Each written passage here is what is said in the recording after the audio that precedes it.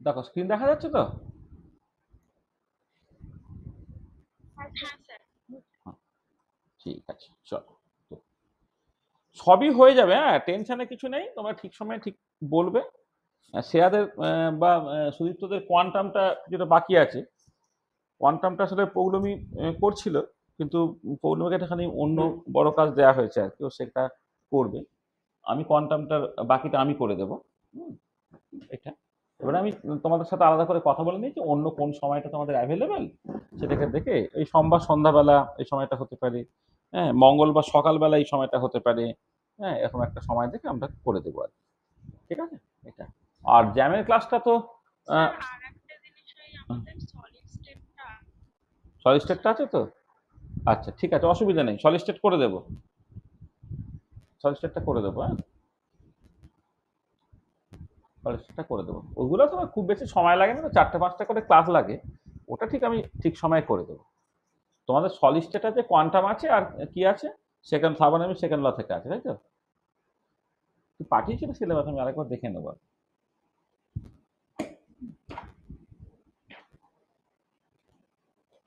আচ্ছা, থার্মোডাইনামিক্সের ফার্স্ট ল কি সবাই মনে আছে? মানে পার্টিকুলারলি যারা ক্যালকাটা ইউনিভার্সিটি, তাদের তো কত সেমিস্টারে ফিজিক্যাল ছিল না, কিন্তু thermodynamics up to first law পর্যন্ত পড়ানো হয়েছিল। সেটা কি সব মাথায় আছে না ভুলে গেছো সব?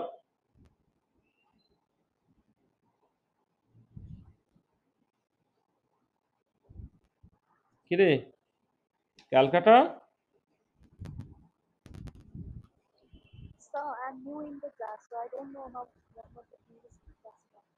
ও, সে কি রে, মানে এই ক্যালকাটা কি, বাকিরা কোথায় গেলি? ক্যালকাটা ইউনিভার্সিটি তোদের কি প্র্যাকটিক্যাল পরীক্ষা টরীক্ষা চলছে না?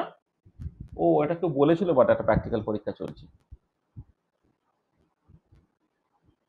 মানে ক্যালকাটা ইউনিভার্সিটির কোনো স্টুডেন্ট আছিস ক্লাসে?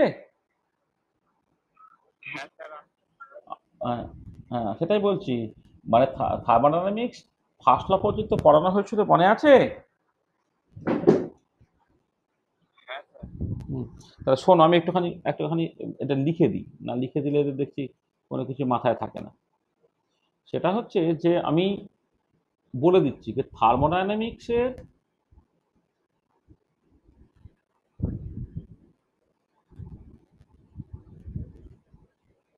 আপ টু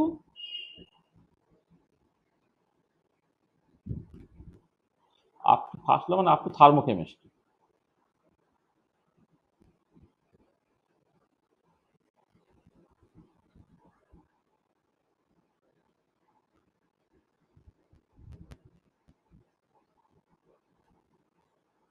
আপ টু থার্মোকেমিস্ট্রি, এইটা হচ্ছে তোমার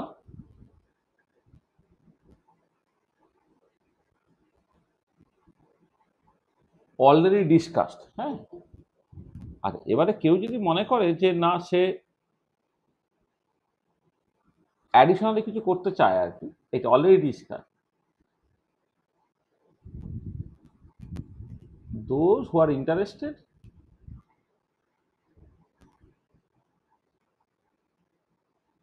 যারা ইন্টারেস্টেড, জয়েন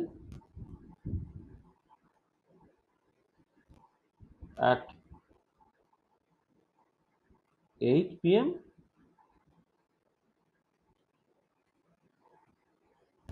স্যাটারডে।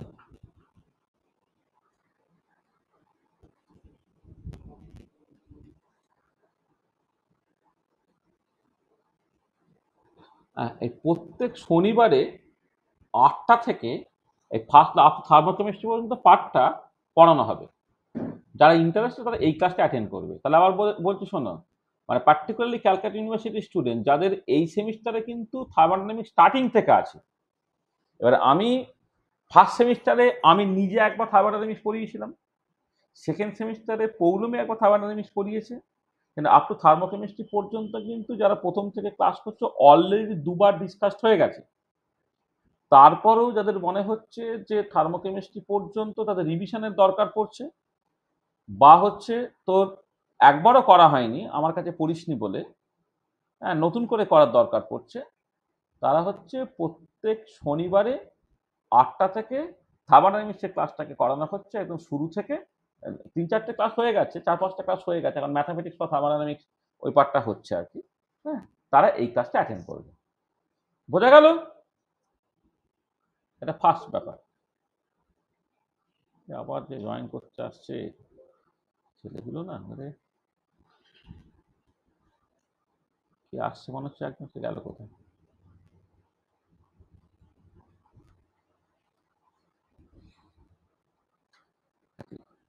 এবারে হচ্ছে তোমার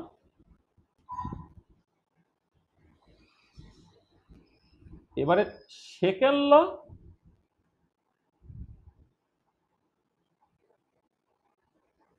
অনওয়ার্ড। সেকেন্ড ল অনওয়ার্ড মানে হচ্ছে তোমার এর মধ্যে কি কি থাকবে? সেকেন্ড ল থাকবে,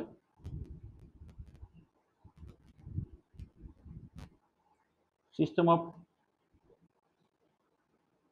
সেকেন্ড ল মানে এর মধ্যে তোমার মানে সব থাকছে আর কি। মানে সেকেন্ড ল বলতে মূলত যেটা বোঝায় তোমার সেই একদম স্টার্টিং থেকে শুরু করে ইঞ্জিন, হিট পাম্প, হ্যাঁ, রেফ্রিজারেটর, তারপর সেখান থেকে হচ্ছে তোমার এন্ট্রপি নিয়ে সমস্ত discussion, Helmholtz energy, Gibbs energy, মানে অক্সিলারি স্টেট ফাংশনগুলি নিয়ে কথাবার্তা বলা, ম্যাক্সওয়েল রিলেশনস নিয়ে কথাবার্তা বলা, থার্মোডাইনামিক ইকুয়েশন অফ স্টেট নিয়ে কথাবার্তা বলা, এই পুরো জিনিসটা আর কি এই সেকেন্ড ল।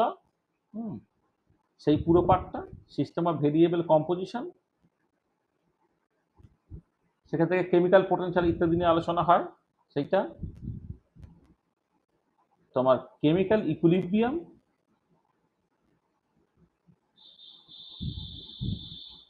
আর তোমার আয়নিক ইকুইলিব্রিয়াম। আয়নিক ইকুইলিব্রিয়াম এই যে পার্টটা, সেকেন্ড ল তার প্রিন্সিপালস যেগুলোকে বলা হয় প্রিন্সিপালস, তারপর system of variable composition, chemical equilibrium, ionic equilibrium, এগুলো থার্মোডাইনামিক্সের অ্যাপ্লিকেশন। এবং তার সঙ্গে আমি এটাকেও জুড়ে দিচ্ছি রেডক্স ইকুইলিব্রিয়াম। এই যে পুরো সিরিজটা, second law, system of variable composition, chemical equilibrium, ionic equilibrium, redox equilibrium, এই যে পুরো সিরিজটা, মানে ফার্স্ট লটা পড়ানো হয়ে গেছে, এইখান থেকে পুরো জিনিসটা আমাদের আলাদা করে পড়তে হবে। ঠিক আছে? তাহলে আমরা যেটা করব যে এই যে ক্লাসটা চলছে সেই ক্লাসে সপ্তাহে একটা করে ক্লাস থাকছে, তো যে একটা ক্লাসের মধ্যে দেখো আমরা কতটা, মানে এটা আমরা এই ক্লাসটার মধ্যে করব, সেটাকে এই ক্লাসটার মধ্যে কতটা করতে পারবো আমি বলি। যে সেকেন্ড লয়ের যে প্রিন্সিপালস যেটা আছে আর কি, সেই সবটা মিলে কিন্তু 8টা ক্লাস লাগে। ঠিক আছে? System of variable composition, system of variable কম্পোজিশনের মধ্যে তোমার ধরো মোলার আর পার্সিয়াল মোলার কোয়ান্টিটিস থাকবে, কেমিক্যাল পোটেনশিয়াল থাকবে, ফিউগাসিটির কনসেপ্ট থাকবে, ইত্যাদি মিলে সেও 9 করে 5টা ক্লাস লাগবে। কেমিক্যাল ইকুইলিব্রিয়াম, হ্যাঁ, তুমি যতই মানে সহজ করেও পড়াও না কেন, তোমার অ্যারাউন্ড 3টে ক্লাস লাগবে। আচ্ছা, আয়নিক ইকুইলিব্রিয়াম যে পার্টটা আছে, আয়নিক ইকুইলিব্রিয়ামটা কিন্তু অনেকটা আছে, এইটা তুমি যাই করো না কেন তোমার অ্যারাউন্ড 5টা ক্লাস লাগবে। আর রেডাক্স ইকুইলিব্রিয়াম তোমার অ্যারাউন্ড 4টে ক্লাস লাগবে। তাহলে মানে 2 ঘন্টার ক্লাস, এতগুলো ক্লাস তোমার লাগবে কিন্তু। তো কতগুলো হচ্ছে দেখো, তোমার 9, 8 8 16, আর 9 হচ্ছে তোমার 25টা ক্লাস লাগবে। এইখান থেকে তোমার 25টা ক্লাস লাগবে। আর এই যে থার্মোডাইনামিক্স আপ টু থার্মোকেমিস্ট্রি পর্যন্ত এইটা অ্যারাউন্ড তোমার 10টা লেকচার লাগে। হ্যাঁ, এটা আমাদের অলরেডি হয়ে গেছে। আর তার সঙ্গে সঙ্গে আর একটা পার্ট শুধু থেকে যাচ্ছে তোমাদের সিলেবাস অনুযায়ী, সেটা হচ্ছে কন্ডাক্টেন্স পার্টটা। আমি ক্যালকাটা সিলেবাসটাকে ডিসকাস করছি। কন্ডাক্টেন্স পার্টটা থাকে, কন্ডাক্ট পার্টটা ঠিক করে যদি পড়াশোনা করা যায়, তাহলে তোমার এটা মানে ঠিক ঠিক করে পড়লে হচ্ছে তোমার এখানে তোমার 5টা ক্লাস লাগে। ঠিক আছে? এই হচ্ছে ব্যাপারটা, যেটা টোটাল সিলেবাসে তোমার মধ্যে আছে। এবার তাহলে এখানে 25 আর 5 30টা ক্লাস আছে। আচ্ছা, তার সঙ্গে এবারে যে যাদের আছে, আমি সলিড স্টেটটাকে একদমই আলাদা করে করিয়ে দেবো, কিন্তু কোয়ান্টাম মেকানিক্সটা অনেকের আছে। কোয়ান্টাম মেকানিক্স যে পার্টটা আছে, কোয়ান্টাম মেকানিক্সে তুমি যদি ঠিক ঠিক করে পড়ো, এর টোটাল ক্লাস লাগে হচ্ছে 25টার মতো। হ্যাঁ, 25টার মধ্যে অ্যারাউন্ড তুমি দেখবে 15টার মতো ক্লাস অলরেডি আমাদের হয়ে গেছে। এখানে কিন্তু অ্যারাউন্ড তোমার 10টার মতো ক্লাস এখনো বাকি আছে। এই 10টা ক্লাস আমাকে করতে হবে। ঠিক আছে? তার মানে পরিষ্কার বোঝা যাচ্ছে যে যেরকম ভাবে ব্যাপারটা আছে, যে এই যে তোমার এখানে 25টা ক্লাস আর কন্ডাক্টর হচ্ছে 5টা ক্লাস, 30টা ক্লাস। 30টা ক্লাস মোটামুটি 4 মাসের মতো অ্যারাউন্ড যদি সময় পাওয়া যায়, তাহলে সপ্তাহে 2টো করে ক্লাস তোমাদের দিতে হবে। দিলে হচ্ছে 30টা ক্লাস তোমার শেষ করা যাবে। কোয়ান্টামের ক্লাসটা এখন সপ্তাহে একদিন করে একটা অন্য টাইমে তোমাদের দিতে হবে।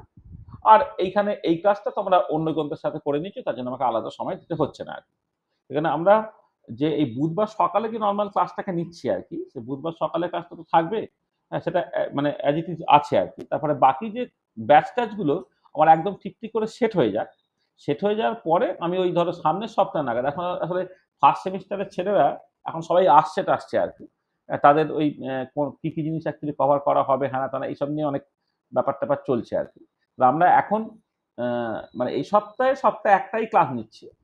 কিন্তু সামনের সপ্তাহ থেকে আমরা সপ্তাহে ২ টো ক্লাস নেব। এবার ২ টো ক্লাসে আগে যেটা করতাম, একটা ক্লাস আমি নিতাম, একটা ক্লাস হয়তো পৌলমী নিত। পৌলমী এবারে তোমাদের ক্লাস নিতে পারবে না। মানে ও পরের সেমিস্টারে, মানে যেটা হচ্ছে 5th সেমিস্টারের ও ২ টো ক্লাস নিচ্ছে আর কি। মানে 5th সেমিস্টারে অনেকটা পার্ট আছে। 5th সেমিস্টারে ২ টো পেপার আর কি। মানে তোমার ফিজিক্যাল কেমিস্ট্রি একটা পেপার আছে, তার সঙ্গে হচ্ছে মানে applications of computers in chemistry তার একটা ফুল পেপার আছে। মানে ফুল যেহেতু ২ টো পেপার, সেখানে ওখানে ২ টো ক্লাস ওকে দেয়া হয়েছে। সেখানে ও হয়তো এই সেমিস্টারে তোমাদের ক্লাসটা নিতে পারবেন, আমি সবটা পড়াবো, কিন্তু আমি সেই মতো করে অ্যাডজাস্ট করে ঠিক ঠিক করে পড়িয়ে দেবো। তো চিন্তার কিছু বা টেনশনের কিছু নেই। সবাই ইন টাইম ধরো সিলেবাস শেষ করে দেওয়া হবে আর কি। হ্যাঁ, মানে কিছুটা করে করা যাক। সামনের সপ্তাহ থেকে আমি তোমাদের সাথে কথা বলে একটা এক্সট্রা অনলাইন ক্লাস দেবো। হ্যাঁ, যে এক্সট্রা অনলাইন ক্লাসে তোমার ওই যেটা হবে আর কি, তোমার মানে এই যেগুলো কমন জিনিসগুলো ডিসকাস হবে, তার মধ্যে সময় বের করে হচ্ছে কোয়ান্টাম মেকানিক্সটাকে সপ্তাহে একটা করে ক্লাস দিয়ে তাড়াতাড়ি করে শেষ করে দেওয়ার চেষ্টা করা হবে। টেনশনের কিছু নেই। হ্যাঁ, আমরা সব করে দেবো। এবার কখনো কখনো যেটা হবে যে কিছু মানে মানে রেগুলার বেসিসে না, ইররেগুলার বেসিসে কিছু কিছু আমি অন্য ক্লাস দিয়ে দিলাম, তো আগের দিন হয়তো বলে দিলাম যে এই সময় আমার ফাঁকা আছে, এই সময় ক্লাসটা নেব। সেটাকে অ্যাডজাস্ট করবে, ক্লাসটাকে করে নেওয়া। কিছু লোকের হয়তো অসুবিধা থাকবে, তার হয়তো অলরেডি সেই সময় কোনো পড়া পড়েছে বা ইত্যাদি ইত্যাদি আর কি। হ্যাঁ, তখন যেটা হবে যে ওই ২-৪ জন যদি ক্লাসটা না করতে পারবে, ১ জন ২ জন যদি ক্লাসটা না করতে পারো, তার করসপন্ডিং রেকর্ডেড ভিডিও এবং পিডিএফ গুলো দিয়ে দেওয়া হবে। সেটাকে পড়ে জাস্ট ম্যানেজ করে নেওয়ার চেষ্টা করো। কারণ সিলেবাসটা অ্যাকচুয়ালি হিউজ আর কি। হ্যাঁ, ঠিক আছে? তো আমরা শুরু করি। স্যার, হ্যাঁ, বলো। বলছে কোয়ান্টামের ক্লাস বলতে কি ওই অ্যাটমিক স্ট্রাকচারের যেগুলো আছে ওইটা টোটাল ধরে 15টা বললেন? হ্যাঁ, হ্যাঁ, হ্যাঁ। মানে অ্যাটমিক স্ট্রাকচারে ১৫টা, মানে যেখানে মানে এইখানে দেখবে, এখানে আমি বলে দিচ্ছি তোমাকে। আচ্ছা, ১ সেকেন্ড দাঁড়াও। ১ সেকেন্ড। মানে এই যে কোয়ান্টাম सर দেখ। कुछ मैंने तो अभी हाल फिलहाल में ज्वाइन किया है, হ্যাঁ, तो जो पिछले का क्लास है वो सब तो मैंने किया नहीं, तो वो सब कैसे मिल पाएगा? वो मिल जाएगा। ग्रुप में रिक्वेस्ट करेगा तो हो जाएगा। आप तो कैलकाटा यूनिवर्सिटी का स्टूडेंट है ना? जी सर। वो तो ठीक ही है, तो कोई प्रॉब्लम नहीं। आपका तो प्रीवियस क्लास नहीं चाहिए। वो जे सिलेबस है ना, वो तो yes thermodynamic sir. Thermodynamic starting से up to data of equilibrium और कंडक्टेंस तक है। ओके, वो तो इस सेमेस्टर में सभी पढ़ेंगे हम। वो जे थार्मो अप टू थर्मोकेमिस्ट्री जो पार्ट है ना, वो तो ऑलरेडी 2 टाइम्स कवर किया है। लेकिन वो सैटरडे फ्रॉम 8 PM वो क्लास तो होगा। हाँ, आप ज्वाइन करेंगे तो अच्छा हो जाएगा। ठीक है? और quantum mechanics sir? Quantum mechanics आपका तो नहीं है, कलकत्ता यूनिवर्सिटी में इस सेमेस्टर में नहीं है। Okay sir. The quantum mechanics is not in your syllabus in third semester. For Calcutta University, it will be in fourth semester. Okay? Okay sir. আচ্ছা দেখো, এই শেয়ার জন্য বলছি, শেয়া সুদীপ্ত এদের জন্য বলছি। কোয়ান্টাম মেকানিক্সে তোমার স্টার্টিংটা হচ্ছে ব্ল্যাক বডি এনার্জি ডিস্ট্রিবিউশন থেকে, ঠিক আছে? ব্ল্যাক বডি এনার্জি ডিস্ট্রিবিউশন এটা আমরা পড়িয়েছি তো। হ্যাঁ sir.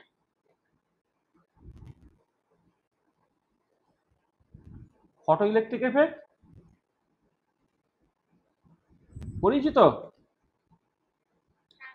Compton effect, Compton effect পড়িয়েছি।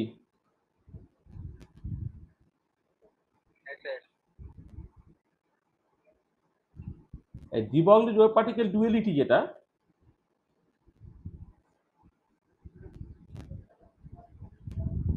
পড়িয়েছি তো। হাইসেনবার্গ আনসার্টেনটি প্রিন্সিপাল পড়িয়েছি। আর একটা ইন্ট্রোডাকশন জাস্ট দেওয়া হয় এটা।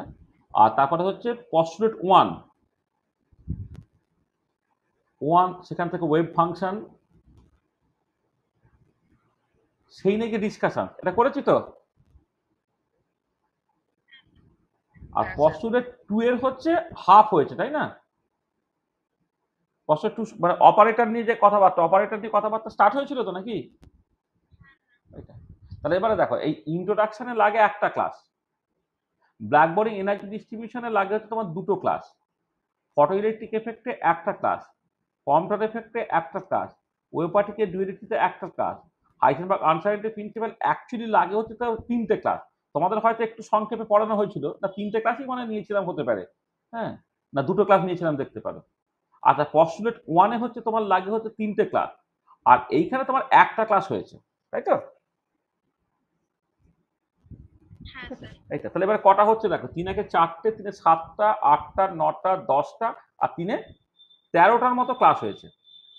ও একটা জিনিস, সরি, মানে 15টা ক্লাসই হয়েছে। এইখানে এইখানে এইখানে এইটা আমি পড়িয়ে দিয়েছিলাম বোর্ড থিওরি তো বলতে ভুলে গেছি। বোর্ড থিওরি লাগে হচ্ছে দুটো ক্লাস, ঠিক আছে? তাহলে আমরা প্রথমে যখন ইন্ট্রোডাকশন দিয়েছিলাম বলেছিলাম যে ঊনবিংশ শতাব্দীর শেষের দিকে মানুষ কতগুলো ঘটনা দেখেছিল যে ঘটনাগুলোকে সকল ক্লাসিক্যাল ফিজিক্সে ব্যাখ্যা করা যায় না। তার মধ্যে আমরা ব্ল্যাকবোর্ডে energy distribution, photo electric effect, Bohr theory, Compton effect এগুলো পড়েছিলাম। তারপরে যখন মানুষ বুঝলো, আচ্ছা তারপরেই হচ্ছে কম্পটন এফেক্টের পরেই হচ্ছে আমরা ওয়েব পার্টিকে ডুয়ালিটি করে দিয়েছিলাম, হাইসেনবার্গ আনসার্টেনিটি প্রিন্সিপাল করে দিয়েছিলাম। তাহলে এই পর্যন্ত যে পার্টটা, এই পার্টটাকে বলে হিস্টোরিক্যাল ডেভেলপমেন্ট, ঠিক আছে? আপ টু দিস পার্ট, সেটা 1925 সালের আগে পর্যন্ত হচ্ছে, সেটা হচ্ছে মানে হিস্টোরিক্যাল ডেভেলপমেন্ট। হিস্টোরিক্যাল ডেভেলপমেন্টের মধ্যে তুমি খেয়াল করে দেখো যে তোমার অ্যাকচুয়ালি হাইসেনবার্গ আনসার্টেনিটি প্রিন্সিপাল আমি হয়তো 3টে ক্লাসেও মাঝে মাঝে করি, দুটো ক্লাসেও মাঝে মাঝে করি। আমি কটা ক্লাস নিয়েছিলাম জানি না, একটা ক্লাসে তো সার্টেনলি নয়, দুটো না তিনটে হাইসেনবার্গ আনসার্টেনিটি প্রিন্সিপাল। হুম, মানে দুটো ক্লাস। হ্যাঁ হ্যাঁ হ্যাঁ, বলো। দেখো মানে দুটো থেকে তিনটে ক্লাসের কাছাকাছি লেগে যায়, কিন্তু এটা দেখো দুটোও হতে পারে, তিনটেও হতে পারে। তুমি দেখো 3 দিয়ে 5 একে 6, 7, 8, 9, 10, 11, 12, তাই তো? তাহলে এখানেই দেখো তোমার লেগে যাচ্ছে 12টা ক্লাস। এটা 12টা ক্লাস, 12টা, বা এটা যদি তোমার দুটো নিই, এটা যদি দুটো নিই তাহলে তোমার হয়ে যাচ্ছে 11টা ক্লাস, মানে 11টা থেকে 12টা ক্লাস হচ্ছে তোমার এখানে লেগে গেল। আর এবারে মেকানিক্সে চলে আসতে হয়। মেকানিক্স পার্টে তোমার পস্টুলেট 1, মানে আমি বলে দিচ্ছি তোমার মেকানিক্সে যখন তুমি করবে পস্টুলেট 1 তার লাগে তিনটে ক্লাস, পস্টুলেট 2 হচ্ছে দুটো ক্লাস, পস্টুলেট 3 একটা ক্লাস, পস্টুলেট 4 একটা ক্লাস, পস্টুলেট 5 একটা ক্লাস। আর এবারে এই পস্টুলেট বেসিক্যালি এইটা 1, 2, 3, 4 এটাকে মিশিয়ে দুটো জিনিস করতে হয়। একটা হচ্ছে কম্পিউটেশন অ্যালজেব্রা, সেটা একটা ক্লাস, হারমিশন অপারেটর তার দুটো ক্লাস, আর ব্রাকেট নোটেশন একটা ক্লাস। টোটাল কত হলো দেখো, 3 দিয়ে 5 একে 6, 7, 8, 9, আর 3 9 আর 3 হচ্ছে তোমার 12টা ক্লাস, ঠিক আছে? এটাকে তোমার 12টা ক্লাস, তাহলে এইখানে লাগে এখন 11টা থেকে 12টা ক্লাস, এখানে 11টা থেকে 12টা ক্লাস। এইটা, এইটা হচ্ছে টোটাল মেকানিক্সের পার্টটা। এবার অ্যাপ্লিকেশন কাজের কি আছে তার উপরে নির্ভর করে অ্যাপ্লিকেশন ক্যালকাটা ইউনিভার্সিটি বা other than Calcutta university first semester application শুধু একমাত্র আছে পার্টিকুলার বক্স প্রবলেম আছে। এই পার্টিকুলার বক্স প্রবলেম থেকে যে দুটো অ্যারাউন্ড ক্লাসের মধ্যেই হয়ে যায়, মানে দুটো ক্লাসের মধ্যে হয়ে যায়, দুটো কখনো কখনো এটা তোমার তিনটে ক্লাস লাগে।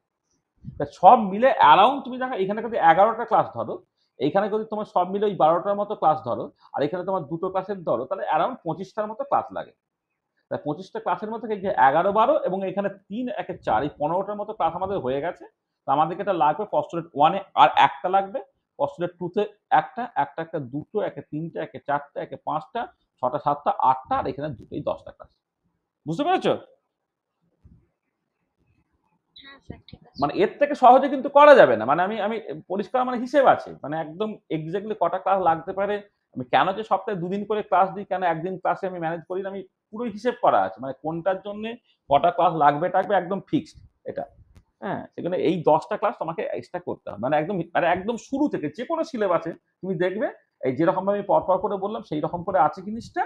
হ্যাঁ, করে তোমার ওই করতে হবে, মানে অ্যাপ্লিকেশনের মধ্যে কাদেরও শুধু পার্টিকুলার বক্স আছে, তারপরে যে অ্যাপ্লিকেশন থাকবে লিনিয়ার সিম্পল হারমোনিক অসিলেটর থাকবে, তারপর তোমার রিজিড রোটার থাকবে, তারপর হাইড্রোজেন অ্যাটম প্রবলেম থাকবে, এইটা।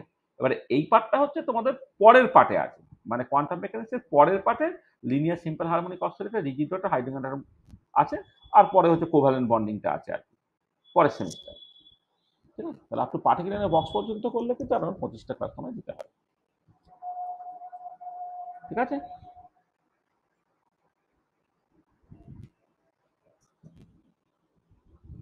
আচ্ছা,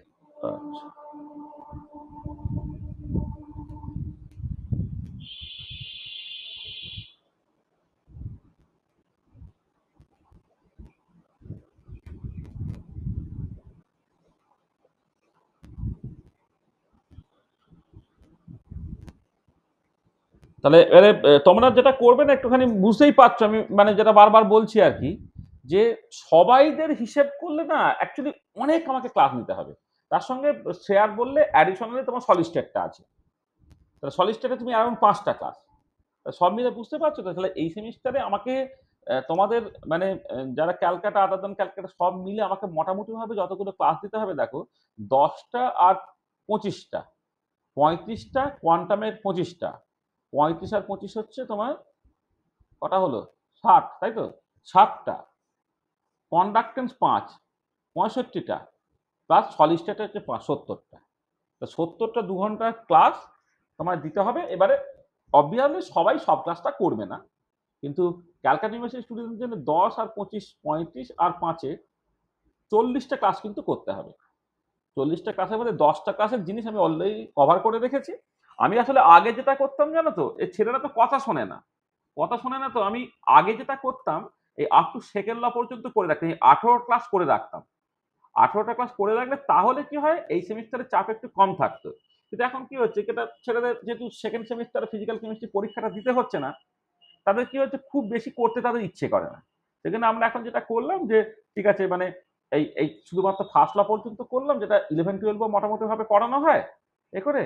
আর ওর সাথে সাথে ওই ফিটনেস ট্রেনিংটাকে করলাম। ফিটনেস ট্রেনিংটা সবাইরই জানা উচিত, মানে ফিটনেস ট্রেনিং এর ক্লাসটা করার না করার মধ্যে হেল এন্ড হেভেন ডিফারেন্স। যে ফিটনেস ট্রেনিং এর ক্লাসটা করেছে তার সেন্সই পাল্টে যাবে, তার ফিজিক্যাল কেমিস্ট্রি আন্ডারস্ট্যান্ডিংই পাল্টে যাবে। আর যে ক্লাসটা করেনি বা যে মনে করেছে ওটা গুরুত্বপূর্ণ না, ইম্পর্টেন্ট না, তাকে অনেকদিন, এখনো অনেকদিন তাকে কাজ নিয়ে হাঁটতে হবে। সে নিজের পায়ে যে খুব ভালো করে এখনো দাঁড়াতে পারবে সেরকম না। ওই জন্য ভয়ের কিছু নেই, টেনশনের কিছু নেই, আমরা পরপর করে করি, নিশ্চয়ই আমরা মানে ঠিক ঠিক সিলেবাস ঠিক সময় শেষ করে দিতে পারবো। তাহলে আমরা শুরু করি। আর কারো যদি কিছু বলার থাকে বলো, ডাউট বা কিছু, মানে ডাউট মানে আমি বলছি যে কারো যদি কিছু জেনারেল কমেন্ট থাকে বলে নাও, বলো।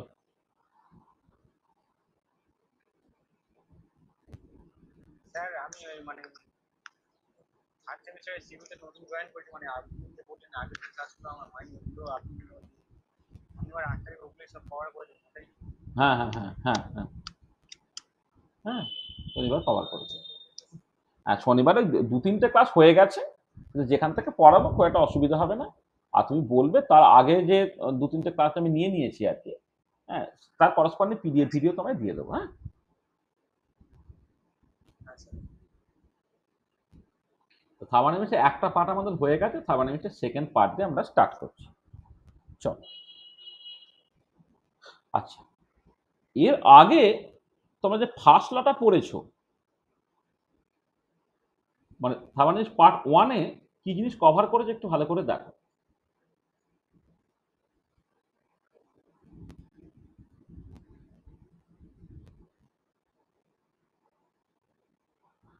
থার্মোডাইনামিক্স পার্ট 1-এ আমরা যে জিনিসগুলো কভার করেছিলাম, প্রথমে হচ্ছে যে এই যে বেসিক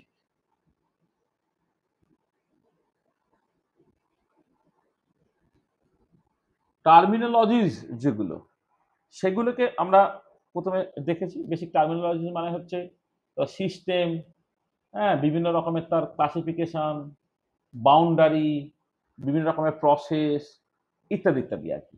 হ্যাঁ, সেই টাইপের যে জিনিসগুলো মানে তোমার মানে নিশ্চয়ই বুঝতে পারছো কি আমি বলতে চাইছি আর কি। হ্যাঁ, একটা থার্মোডাইনামিক্সকে সিস্টেমেটিক্যালি পড়তে গেলে প্রথম দিকে কিছু কিছু বেসিক টার্মিনোলজিস ইত্যাদি নিয়ে তোমার কথাবার্তা বলতে হয় আর কি। সেইটা আমরা অ্যাকচুয়ালি প্রথমে আলোচনা করে নিয়েছি।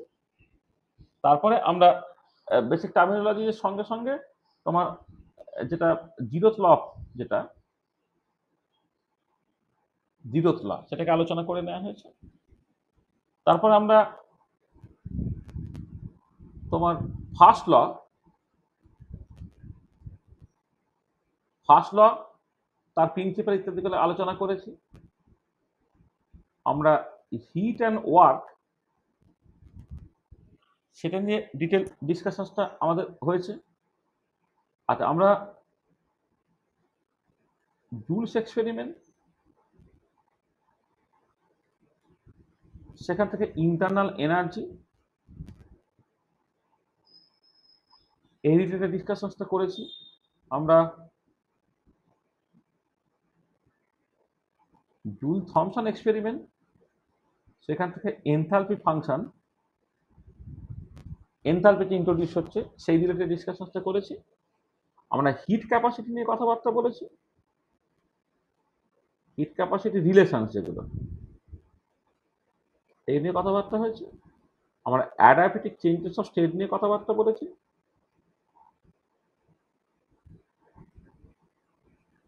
স্টেট নিয়ে কথাবার্তা বলেছি। আর ফাইনাল আমরা অ্যাপ্লিকেশন হিসেবে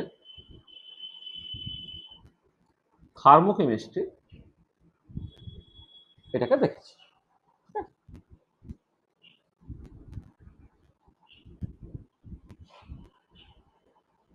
থার্মোকেমিস্ট্রি এই পার্টটাকে আমরা মূলত দেখেছি, ঠিক আছে। আচ্ছা, এবারে তোমার এই এত কিছু পড়ে মানে মানে যেগুলো পড়েছে সেটা তো অবশ্যই কাজের, যে প্রিন্সিপালগুলোকে করা হয়েছে সেটাকে আমি থার্মোকেমিস্ট্রি সেখানে তো ব্যবহার করেছি, ব্যবহার করে তো অনেক কিছু জানতে টানতে পেরেছি আর কি। কিন্তু এই যা কিছু পড়লাম তাতে ঠিক আছে, জিরোথ লটা তো আমি তো থার্মোডাইনামিক্সে 4টে লয়ের কথা বলি, সেটা জিরোথ ল থেকে স্টার্ট, তারপরে ফার্স্ট ল আসে, তারপর সেকেন্ড ল, তারপর third law.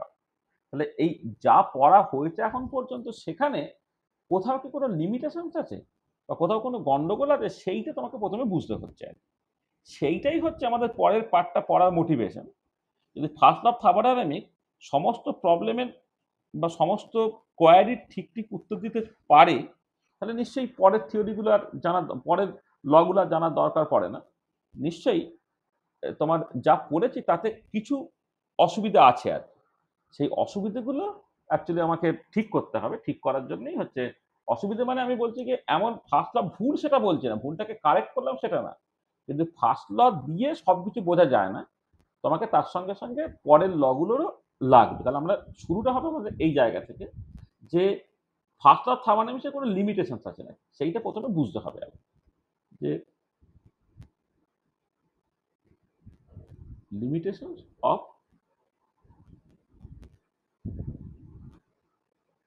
First law of thermodynamics.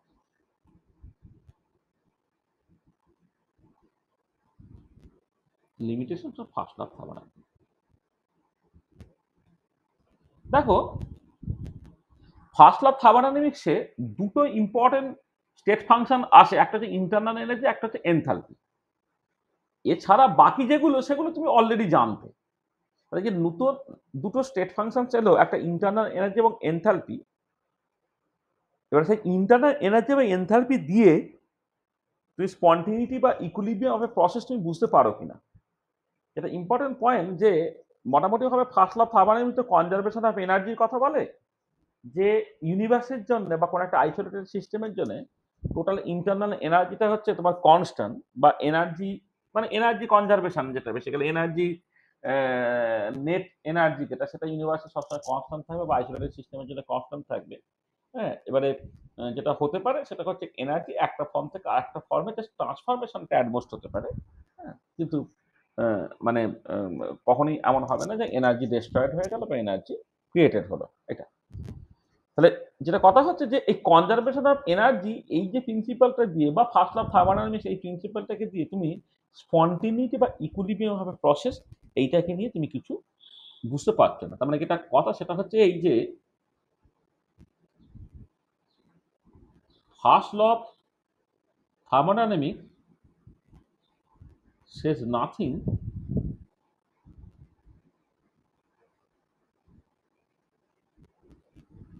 regarding the spontaneity and equilibrium of the process. আসলে যেটা হয় যে কিছু কিছু রিয়াকশন দেখবে একটা ডিরেকশন আছে automatically without the help of any external agency ঘটছে, অথচ অন্য ডিরেকশনে রিয়াকশনটা কোনোভাবেই ঘটছে না। এবারে কেন একটা রিয়াকশন একটা পার্টিকুলার ডিরেকশনে স্পন্টেনিয়াসলি ঘটছে, অন্য ডিরেকশনটা আনথিঙ্কেবল, কেনই বা এই ধরনের স্পন্টেনিয়াস রিয়াকশন তাকে যদি তুমি সাফিসিয়েন্ট টাইম অ্যালাউ করো তাহলে কেন at the end of the day সে ইকুইলিব্রিয়ামে পৌঁছাবে, সাম্যাবস্থা আসবে, এইটা নিয়ে কিন্তু কোনো কথা তোমার ফার্স্ট অফ থার্মোডাইনামিক্স বলতে পারে না। দিস ইজ ইম্পর্টেন্ট, ঠিক আছে? তাহলে ফার্স্ট ল অফ থার্মোডাইনামিক্স সেটা প্রসেসটা ফরওয়ার্ড ডিরেকশনে স্পন্টেনিয়াসলি ঘটলেও সেখানে first law of thermodynamics valid. তার রিভার্স প্রসেসটা যেটা অটোমেটিক্যালি ঘটে না, তাকে জোর করে ঘটাতে হয় যদি তুমি সেটাকে আদৌ চাও, সেখানেও ফার্স্ট অফ থার্মোডাইনামিক্স একই রকমভাবে ভ্যালিড থাকছে। তার মানে কেন প্রসেসটা একটা ডিরেকশন অটোমেটিক্যালি ঘটলো, অন্য ডিরেকশন অটোমেটিক্যালি ঘটলো না, কেনই বা সাফিসিয়েন্ট টাইম যদি তুমি অ্যালাউ করো কোনো একটা পার্টিকুলার প্রসেসের দিনের সাথে ইকুইলিব্রিয়ামে পৌঁছায়। মানে ধরো আমি এক্সাম্পল হিসেবে বলতে পারি যে তুমি দেখতে পাচ্ছ হাই টেম্পারেচার বডি থেকে লো টেম্পারেচার বডিতে হিট অটোমেটিক্যালি চলে যাচ্ছে, কিন্তু লো টেম্পারেচার বডি থেকে হাই টেম্পারেচার বডিতে হিট কিন্তু অটোমেটিক্যালি আসবে না। এবার এই যে হাই টেম্পারেচার বডি থেকে লো টেম্পারেচার বডিতে হিট অটোমেটিক্যালি চলে গেল যখন দুটো সিস্টেম, হ্যাঁ, তারা তারা ডায়াথার্মাল ওয়াল দিয়ে কানেক্টেড, এবারে সাফিসিয়েন্ট টাইম যদি অ্যালাউ করো একটা সময় আসবে যখন তুমি দেখবে যে দুদিকে টেম্পারেচার এক্স্যাক্টলি ইকুয়াল হয়ে গেছে, তখন কি হলো আর হিট একটা জায়গা থেকে আরেক থেকে যাচ্ছে না, অর্থাৎ ইকুইলিব্রিয়ামটা এস্টাবলিশড হয়ে গেল। তাহলে এই যে ব্যাপারটা যে একটা ডিরেকশনে প্রসেসটা কন্টিনিউস এবং সাফিসিয়েন্ট টাইম অ্যালাউ করলে অ্যাকচুয়ালি ইকুইলিব্রিয়ামটা অ্যাটেন্ড করে যায়, তাহলে এইটা কিন্তু ফার্স্ট অফ থার্মোডাইনামিক্স এক্সপ্লেন করতে পারছে না। কথা হচ্ছে যে it is the second law of thermodynamics, it is the second law of thermodynamics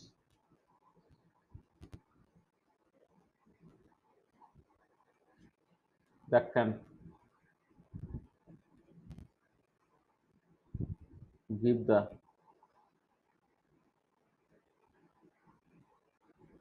satisfactory answer of this question. আমরা ফর দ্য টাইম বিং ভাবতে পারি যে কেন একটা পার্টিকুলার প্রসেস একটা পার্টিকুলার ডিরেকশনে স্পন্টেনিয়াসলি ঘটবে, কেন রিভার্স প্রসেসটা আনথিঙ্কেবল, কেন একটা পার্টিকুলার প্রসেস ইকুইলিব্রিয়ামে পৌঁছাচ্ছে, এই ধরনের যে ইম্পর্টেন্ট প্রশ্নগুলো, সেই প্রশ্নগুলোর উত্তর যদি আমাকে পেতে হয় তাহলে আমাকে সেকেন্ড লয়ে শরণাপন্ন হতে হবে। আর সেকেন্ড লতে আমি আসবো, সেকেন্ড লতে আসার আগে আমাকে প্রথম যে জিনিসটা বুঝতে হবে যে স্পন্টেনিয়াস প্রসেস বলতে আমি অ্যাকচুয়ালি কি বুঝছি।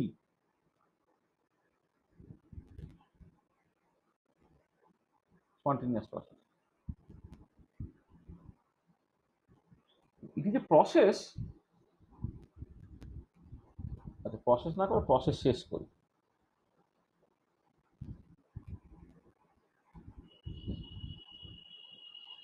আচ্ছা, there are some process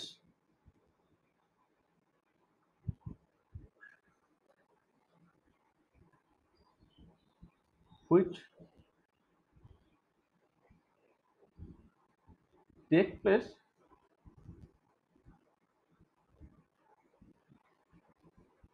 automatically in a given direction without the help of any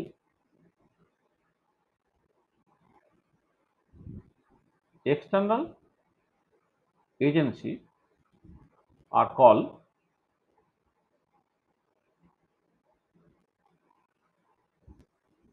spontaneous process.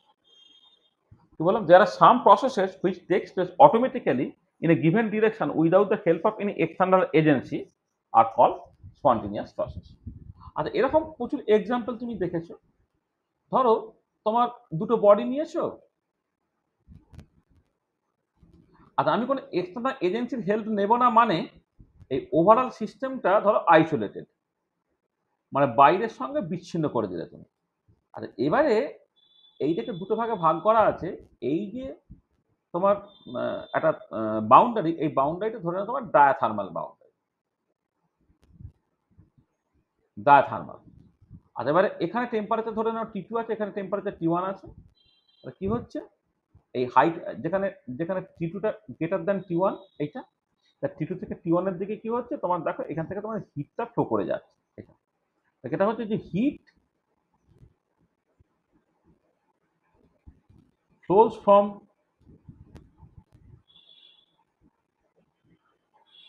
higher temperature body to low temperature body without the help of any external agency. Okay, heat flows from higher temperature body to lower temperature body without the help of any external agencies. তো এটা অবশ্যই একটা spontaneous process.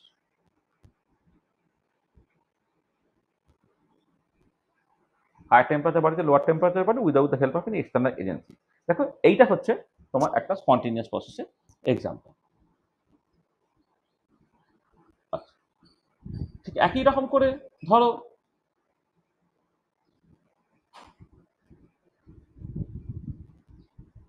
আবার এই সিস্টেমটা ধরে নাও isolated, এইখানে একটা বাউন্ডারি দিয়েছো, যে বাউন্ডারিটা এখন মুভেবল বা নন রিজিড।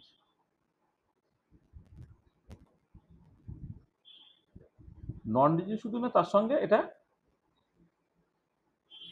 কত টাইমে ধরে একটা ফ্রিকশনলেস, ওটা ফ্রিকশন টিকশন নেই আর কি। এদিকে ধরে না প্রেশারটা P2, এদিকে প্রেশারটা ধরো P1, এখানে P2টা গ্রেটার দ্যান P1। কি হচ্ছে, দেখো এদিক থেকে এদিকে কিন্তু বাউন্ডারিটা মুভ করছে, এদিক থেকে এদিকে বাউন্ডারিটা তোমার মুভ করছে।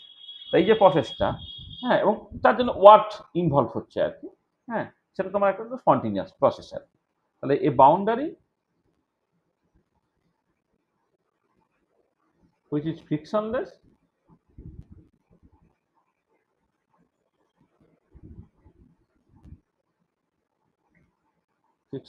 moves from higher pressure region to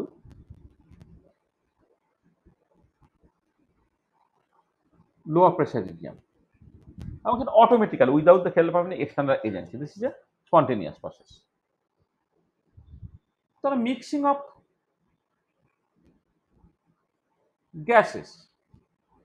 gases হতে পারে, অথবা অনেক ক্ষেত্রে তোমার বেশ কিছু লিকুইডস হতে পারে।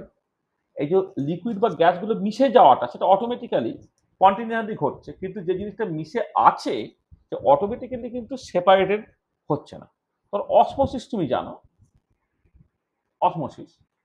অসমোসিস তো মানে অবভিয়াসলি তোমার জানা আছে আর কি। মানে অসমোসিস হচ্ছে, ধরো এরকম একটা সিচুয়েশন, তোমার এখানে একটা বাউন্ডারি আছে, যে বাউন্ডারিটা তোমার সেমি পারমিয়েবল,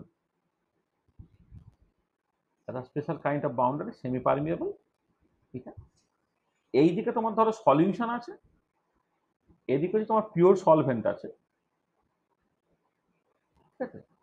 পিওর সলভেন্ট থেকে সলিউশনের দিকে তোমার মাসটা ফ্লো করে যাচ্ছে বা ফ্লুইডটা ফ্লো করে যাচ্ছে automatically without the help of any external agency. এই অসমোসিস প্রসেসটা এটা একটা স্পন্টেনিয়াস প্রসেস। তারপরে তোমার দেখবে ডিফিউশন যে প্রসেস, হায়ার কনসেন্ট্রেশন থেকে লোয়ার কনসেন্ট্রেশন থেকে চলে যাওয়া, যেটা ডিফিউশন প্রসেসটা, সেটা সার্টেনলি হচ্ছে তোমার একটা স্পন্টেনিয়াস প্রসেস। তারপরে ধরো তুমি এরকম একটা করলে যে ফ্রিজিং অফ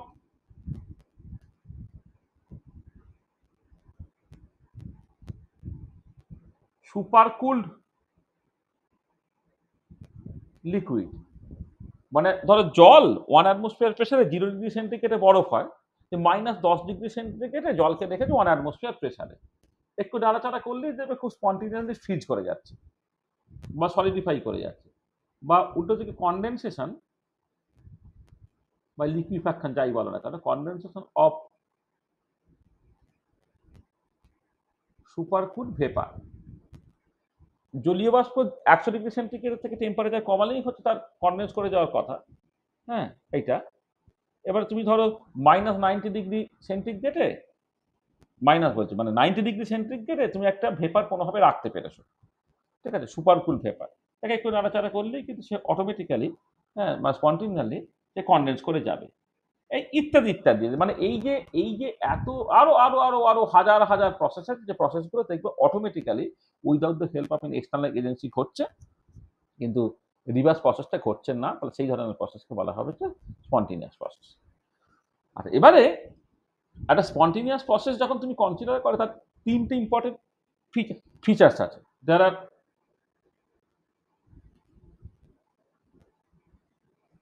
3 characteristics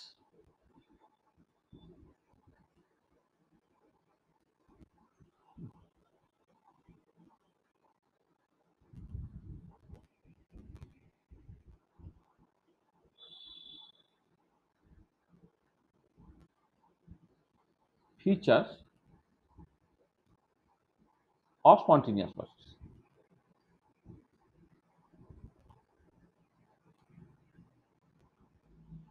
স্পন্টেনিয়াস প্রসেসের 3টে ইম্পর্টেন্ট ফিচার্স আছে।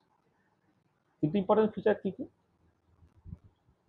আচ্ছা, একটা হচ্ছে যে স্পন্টেনিয়াস প্রসেস, যেটা আমি ডেফিনেশনের ক্ষেত্রে বলেছি যে সেটা তোমার, আচ্ছা তার আগে বলি, মানে স্পন্টেনিয়াস প্রসেস দেখবে মানে তারা ইউজুয়ালি ইরিভার্সিবল ইন নেচার, মানে একটা দিকে হয়ে যায়, উল্টোটা ঘটতে চায় না।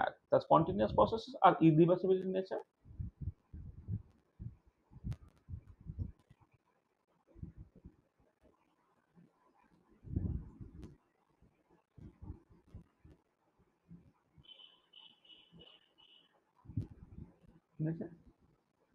আচ্ছা, স্পন্টেনিয়াস প্রসেসের তোমার একটা ডেফিনাইট ডিরেকশন আছে।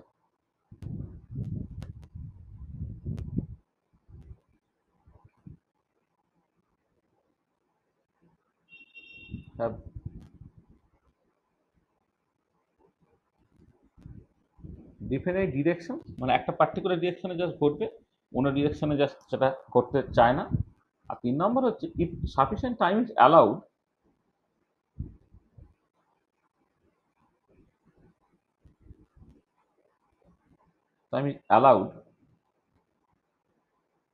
then a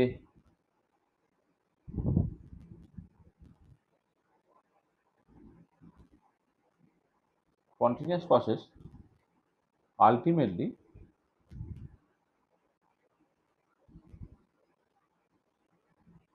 attains at equilibrium. প্রত্যেক ক্ষেত্রে ধরো, যেমন ফর এক্সাম্পল ধরো এই যেটা হলো যে একদিকে টেম্পারেচার বেশি, একদিকে টেম্পারেচার কম, তাহলে হাই টেম্পারেচার বডি থেকে লো টেম্পারেচার বডিতে হিটটা স্পন্টেনিয়াসলি যাচ্ছে, সাফিসিয়েন্ট টাইম অ্যালাউ করলে কি দেখবে তুমি না, দুদিকে টেম্পারেচার সমান হয়ে গেল, হিট ফ্লোটা বন্ধ হয়ে গেল, অর্থাৎ থার্মাল ইকুইলিব্রিয়ামে চলে এলো। যখন একটা ফ্রিকশনলেস পিস্টন তুমি নিচ্ছ, হাই প্রেসার থেকে লো প্রেসারের দিকে হচ্ছে পিস্টনটা মুভ করছে, সাফিসিয়েন্ট টাইম অ্যালাউ করে একটা সময় আসবে যখন হচ্ছে দুদিকে প্রেসার সমান হয়ে যাবে, তখন আর পিস্টনটা নড়াচড়া করবে না, অর্থাৎ তুমি ওটাকে একটা মেকানিক্যাল ইকুইলিব্রিয়ামে এসে যাচ্ছে।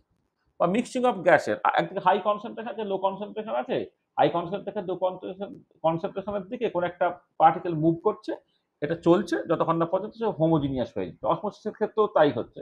তুমি দেখবে অসমোটিক প্রেশার যখন আমরা ডিফাইন করবো, তখন তুমি বুঝতে পারবে আর কি, যে সলভেন্ট থেকে সলিউশন সাইডের দিকে ফ্লুইডটা আসছে, সলিউশন সাইডে হাইটটা বেড়ে গেল, একটা সময় আসবে যখন হচ্ছে দেখা গেল যে এদিকে অ্যাকচুয়ালি কেমিক্যাল পোটেনশিয়াল আর এদিকে কেমিক্যাল পোটেনশিয়াল সমান হয়ে গেছে, তখন দেখবে ফ্লোটা বন্ধ হয়ে গেছে। তার মানে এই যে প্রত্যেকটা প্রসেসের ক্ষেত্রেই কিন্তু তোমাকে দেখতে হবে যে সাফিসিয়েন্ট টাইম যদি তুমি অ্যালাউ করো, তাহলে কিন্তু দিনের শেষে সেটা ইকুইলিব্রিয়ামে পৌঁছে যাবে। ঠিক আছে, এটা তাহলে দেখো যে এই যে স্পন্টেনিয়াস প্রসেসগুলো, এবার আমি যদি প্রশ্নটা করি যে কেন একটা পার্টিকুলার প্রসেস একটা ডিরেকশনে ঘটছে, অন্য ডিরেকশন আনথিঙ্কেবল, বা কি কন্ডিশন আছে যে কারণে হচ্ছে তোমার আহ, এতে মানে ইকুইলিব্রিয়ামটা অ্যাটেন্ড করে গেল আর কি, তাহলে সেই প্রশ্নের উত্তর আমাকে খুঁজতে হবে। সেই উত্তর যখন তুমি খুঁজবে দেখবে ফার্স্ট লতে কিন্তু এই প্রশ্নের কোনো উত্তর নেই। ফার্স্ট ল থেকে যখনই তুমি জাস্ট এটাকে এক্সটেন্ড করার চেষ্টা করবে তখন দেখবে না তার কোনো একটা মানে লিমিটেশন তুমি পেয়ে যাচ্ছ। মানে আসলে তোমার যেটা ব্যাপার হচ্ছে যে তুমি এটা ওটা দিয়ে অনেক অনেক সময় লোকে ভাবার চেষ্টা করেছে যে কেন প্রসেসটা এদিক থেকে এদিকে যাচ্ছে, হ্যাঁ, কেন উল্টো দিকে ঘটছে না, সেটা ইন্টারনাল এনার্জি, হ্যাঁ, বা পোটেনশিয়াল এনার্জি বা কাইনেটিক এনার্জি বা তোমার এনথালপি ইত্যাদি টার্মে বোঝার চেষ্টা করে। ফর এক্সাম্পল লোকে এরকম বলতো যে রিয়াকশন থেকে প্রোডাক্ট যদি বেশি স্টেবল হয়, আর রিয়াকশন থেকে প্রোডাক্ট যদি বেশি স্টেবল হয় অর্থাৎ ডেল্টা এইচটা নেগেটিভ এক্সোথার্মিক রিয়াকশন, সেটা বুঝি স্পন্টেনিয়াসলি ঘটবে, কারণ সবাই নিশ্চয়ই চাইবে রিয়াকশন ঘটে রিয়াকশন থেকে প্রোডাক্ট বেশি স্টেবল হতেই চাইবে, অর্থাৎ সমস্ত রিয়াকশন অ্যাকচুয়ালি এক্সোথার্মিক হওয়ার কথা। কিন্তু বাস্তবে দেখা গেল যে অনেক রিয়াকশন আছে যেগুলো এন্ডোথার্মিক কিন্তু স্পন্টেনিয়াসলি ঘটছে, আর অনেক রিয়াকশন ঘটলে দারুণভাবে এক্সোথার্মিক হতো, কিন্তু সেটা অ্যাকচুয়ালি ঘটছেই না। এরকম ভাবে তুমি এটা ওটা সেটা যত রকমের লজিক টজিক ইত্যাদি ফিত্যাদি দাও, দিয়ে দেখবে দিনের শেষে যে না কোনো রকম ভাবেই হচ্ছে তুমি ফার্স্ট লয়ের যা পেরিফেরি তার মধ্যে বা ফার্স্ট লয়ের যে বিভিন্ন রকম কনসিকোয়েন্সেস সেখান থেকে তুমি কোনোভাবেই স্পন্টিনিটি বা ইকুইলিব্রিয়ামটাকে বুঝতে পারছো না।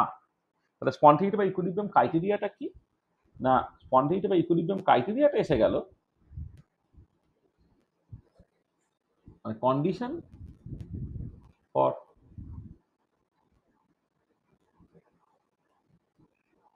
spontaneity and equilibrium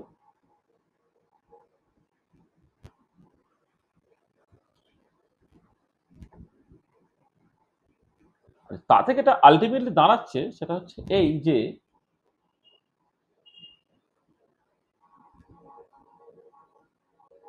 for an isolated system ইউনিভার্সও তুমি ভাবতে পারো আর কি, for an isolated system total entropy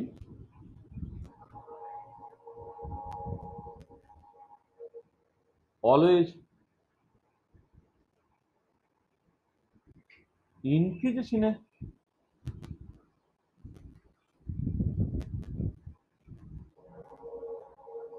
spontaneous process.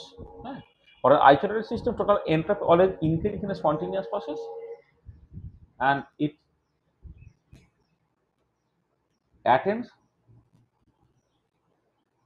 its maximum value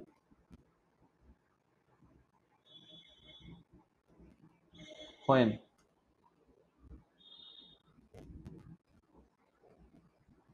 equilibrium is established. কি বলা হচ্ছে for an isolated system total entropy always increases in a spontaneous process and it attains its maximum value when equilibrium is established। অর্থাৎ delta S total, বা অনেক সময় এটাকে বলতে পারো ডেল্টা এস ইউনিভার্স, মানে ইউনিভার্স একটা আইসোলেটেড সিস্টেম ইউনিভার্স, যেটা হচ্ছে delta S system plus delta S surrounding, এটা গ্রেটার দ্যান 0 হবে for spontaneous process.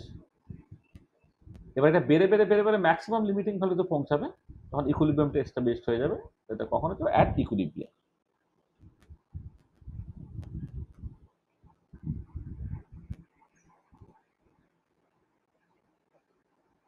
At equilibrium, ঠিক আছে।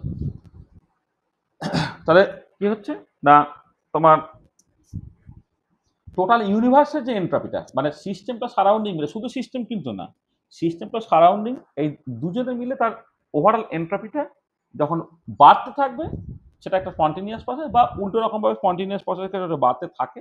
এবার বেড়ে বেড়ে বেড়ে বেড়ে যখন ম্যাক্সিমাম ভ্যালু থেকে পৌঁছে গেল সেটাই হচ্ছে তোমার ইকুইলিব্রিয়ামে পৌঁছে গেল।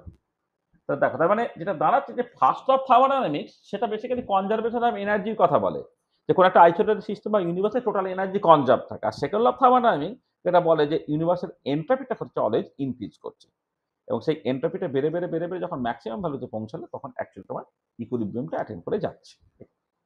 তো দেখো তাহলে আমি মানে মাঝে এটা ওটা সেটা সব অনেক রকম ভাবে লজিক টজিক ইত্যাদি দেওয়া যায়, কিন্তু দিনের শেষে এটা দাঁড়াবে যে কোনো একটা স্পন্টেনিয়াস প্রসেস বা ইকুইলিব্রিয়াম প্রসেস তার থার্মোডাইনামিক ক্রাইটেরিয়াটা হচ্ছে যে স্পন্টেনিয়াস প্রসেসের ক্ষেত্রে এন্ট্রপি অলওয়েজ ইনক্রিজ করবে, আর এন্ট্রপি বেড়ে বেড়ে যখন তার ম্যাক্সিমাম লিমিটিং ভ্যালুতে পৌঁছে গেলে তখন অ্যাকচুয়ালি তোমার ইকুইলিব্রিয়ামটা অ্যাটেন্ড করবে। এইটা আচ্ছা, তাহলে এইখানে যে জিনিসটা অটোমেটিক্যালি নেক্সট যে প্রশ্নটা তারপরে চলে আসে, তাহলে এই যে এন্ট্রপি কথাটা বলা হলো, এন্ট্রপি জিনিসটা অ্যাকচুয়ালি কি, তাই তো? তাহলে এন্ট্রপি জিনিসটা কি এবারে তোমাকে সেটা বুঝতে হবে। What is entropy? আমি তো সবটাকে এন্ট্রপি টার্মসে বললাম। তাহলে এন্ট্রপি জিনিসটা কি সেটা যদি না বুঝি তাহলে এন্ট্রপিটা অলওয়েজ ইনক্রিজ করছে খানাতে এগুলো বলার জাস্ট করে মানে থাকছে না। তাহলে এন্ট্রপি জিনিসটা কি সেইটা আমাকে এবার একটুখানি বুঝতে হবে। আর এন্ট্রপি জিনিসটা কি সেটা অনেক রকম ভাবে তার ইন্টারপ্রিটেশন আছে। একটা হচ্ছে from molecular point of view,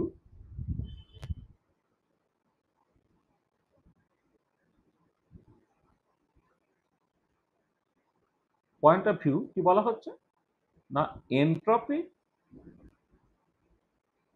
is a measure of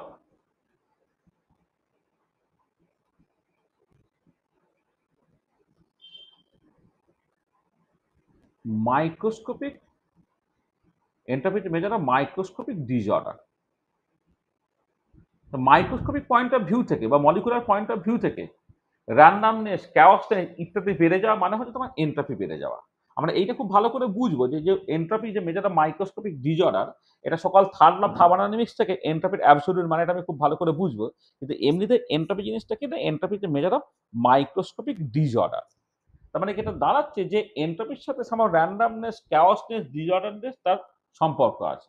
তার মানে এটা তুমি এখান থেকে বলতে পারো যে higher the randomness or disorderness or chaos, higher is the entropy, or higher the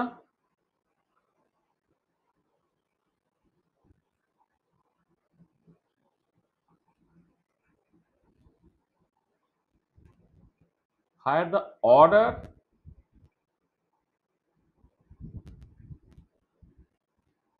regularities,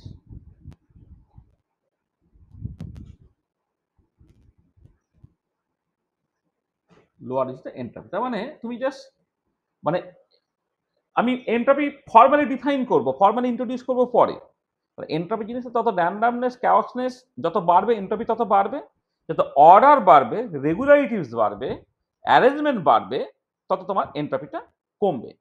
এবং সেই কারণে তুমি যেটা দেখবে, ধরো ধরো আমি জাস্ট সিম্পলি বলছি অনেকগুলো ধরো এই সলিড, সেখান থেকে তুমি লিকুইডে গেলে,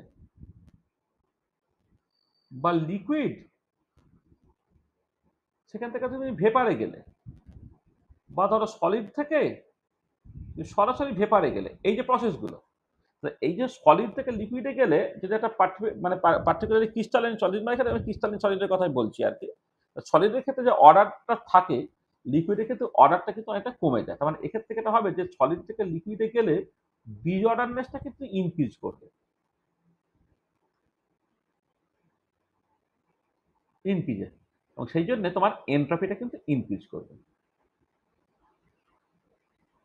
ইনক্রিজ করবে। লিকুইড থেকে যখন ভেপারে যাবে, তুমি যে লিকুইডটা তার যে মোশনটা, মুভমেন্টটা রেস্ট্রিক্টেড, কিন্তু যখন ভেপারে চলে গেলে মলিকুলগুলো কিন্তু র্যান্ডাম বা ক্যাওটিক ওয়েতে মুভ করছে, সেক্ষেত্রে ডিসঅর্ডারনেস ইনক্রিজ করছে বলে এন্ট্রপিটা তখন ইনক্রিজ করে যাচ্ছে। আর সলিড থেকে ভেপার হলে তো আরই ব্যাপার, যে মোস্ট অর্ডার থেকে মোস্ট ডিসঅর্ডার অবস্থায় যাচ্ছে আর কি, ডিসঅর্ডারনেস ইনক্রিজ করছে, সেখানে তখন এন্ট্রপিটা ইনক্রিজ করছে। তারপর ধরো আমি মিক্সিং অফ গ্যাসেস অথবা লিকুইডস যখন তুমি করবে, তো একটা পিওর গ্যাস ছিল বা পিওর লিকুইড ছিল, সেইটার ক্ষেত্রে যা ডিসঅর্ডারনেস, যদি তারা মিশে যায় তার ডিসঅর্ডারনেসটা সাডেনলি বেড়ে যাবে। তাহলে আগে শুধুমাত্র এ ছিল, এর পাশে এই থাকছে, ডান দিক থেকে থাকুক, মা দিক থেকে থাকুক, যাই থাকুক। কারণ এ বি যদি দুজন থাকে, এর পাশে এ, বি এর পাশে বি এর সঙ্গে সঙ্গে কিন্তু এর পাশে বি থাকতে পারছে। তার মানে তুমি অনেক বেশি নাম্বার অফ অ্যারেঞ্জমেন্টস করতে পারবে, অর্থাৎ বেশি ইরেগুলারিটিস থাকছে, বেশি ডিসঅর্ডারনেস থাকছে।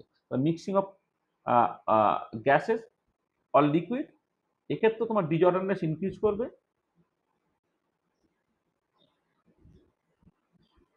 ইনক্রিজে সেখান থেকে কিন্তু তোমার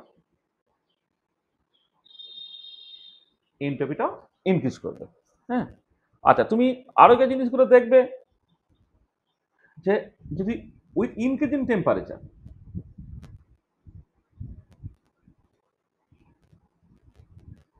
প্রথমে টেম্পারেচার বাড়ো। কাইনেটিক থিওরি অফ গ্যাস থেকে টেম্পারেচার কি না, temperature manifestation of average kinetic energy. তার মানে যত র্যান্ডমনেস চাওয়াসনেস বাড়ে, অ্যাভারেজ কাইনেটিক এনার্জি বাড়ে, তার মতো করে টেম্পারেচার বাড়ে। তাহলে উইথ ইনক্রিজ ইন টেম্পারেচার আবার সেই ডিজঅর্ডারনেস ইনক্রিজে, সেখান থেকে কিন্তু তোমার এনট্রপিটা ইনক্রিজ করবে। হ্যাঁ, টেম্পারেচার যদি তুমি বাড়াও সেই মতো করে দেবে তোমার এনট্রপিটা কিন্তু ইনক্রিজ করছে। আচ্ছা, তারপরে দেখবে তুমি তোমার with decrease in pressure at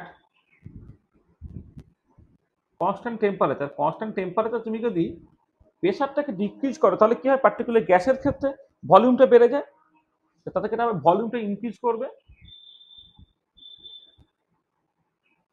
volume increase করছে। আর ভলিউম যখন ইনক্রিজ করলো, তখন মলিকিউলগুলো যেটা একটা ছোট জায়গার মধ্যে ঘুরে ফিরে বেড়াচ্ছে, তখন হচ্ছে বড় জায়গার মধ্যে ঘুরে ফিরে বেড়াবে, মানেই হচ্ছে তার র্যান্ডমনেসটা বেড়ে যাবে, ডিজঅর্ডারনেস ইনক্রিজেস, তার মতো করে তোমার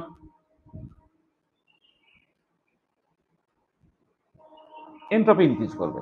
এটা তাহলে এই যে যেটা বললাম যে এন্ট্রপি যে মেজার অফ র্যান্ডমনেস আর ক্যাওসনেস, তাহলে তুমি কোয়ালিটেটিভলি বুঝতে পারবে যে র্যান্ডমনেস বা ক্যাওসনেস এই যে জিনিসটা, এই জিনিসটা হচ্ছে মাইক্রোস্কোপিক পয়েন্ট অফ ভিউ থেকে। তুমি জাস্ট একদম ভেতরে যে র্যান্ডমনেস বা ক্যাওসনেসটা কি করে মেজার করবো সেসব ঝামেলার মধ্যে তুমি যেও না, যে র্যান্ডমনেস বা ক্যাওসনেস বাড়লে এন্ট্রপি বাড়ে। তাহলে এই কোয়ালিটেটিভলি এইটুকু যদি তুমি ভাবো, তাহলে তুমি জাস্ট যখন কোনো একটা পার্টিকুলার প্রসেস ঘটছে সেই প্রসেসটাকে দেখলেই তুমি বুঝতে পারবে যে অ্যাকচুয়ালি কোথায় র্যান্ডমনেস বা ক্যাওসনেস বাড়ছে, একদম কোয়ালিটেটিভলি সাধারণ বুদ্ধি দিয়ে।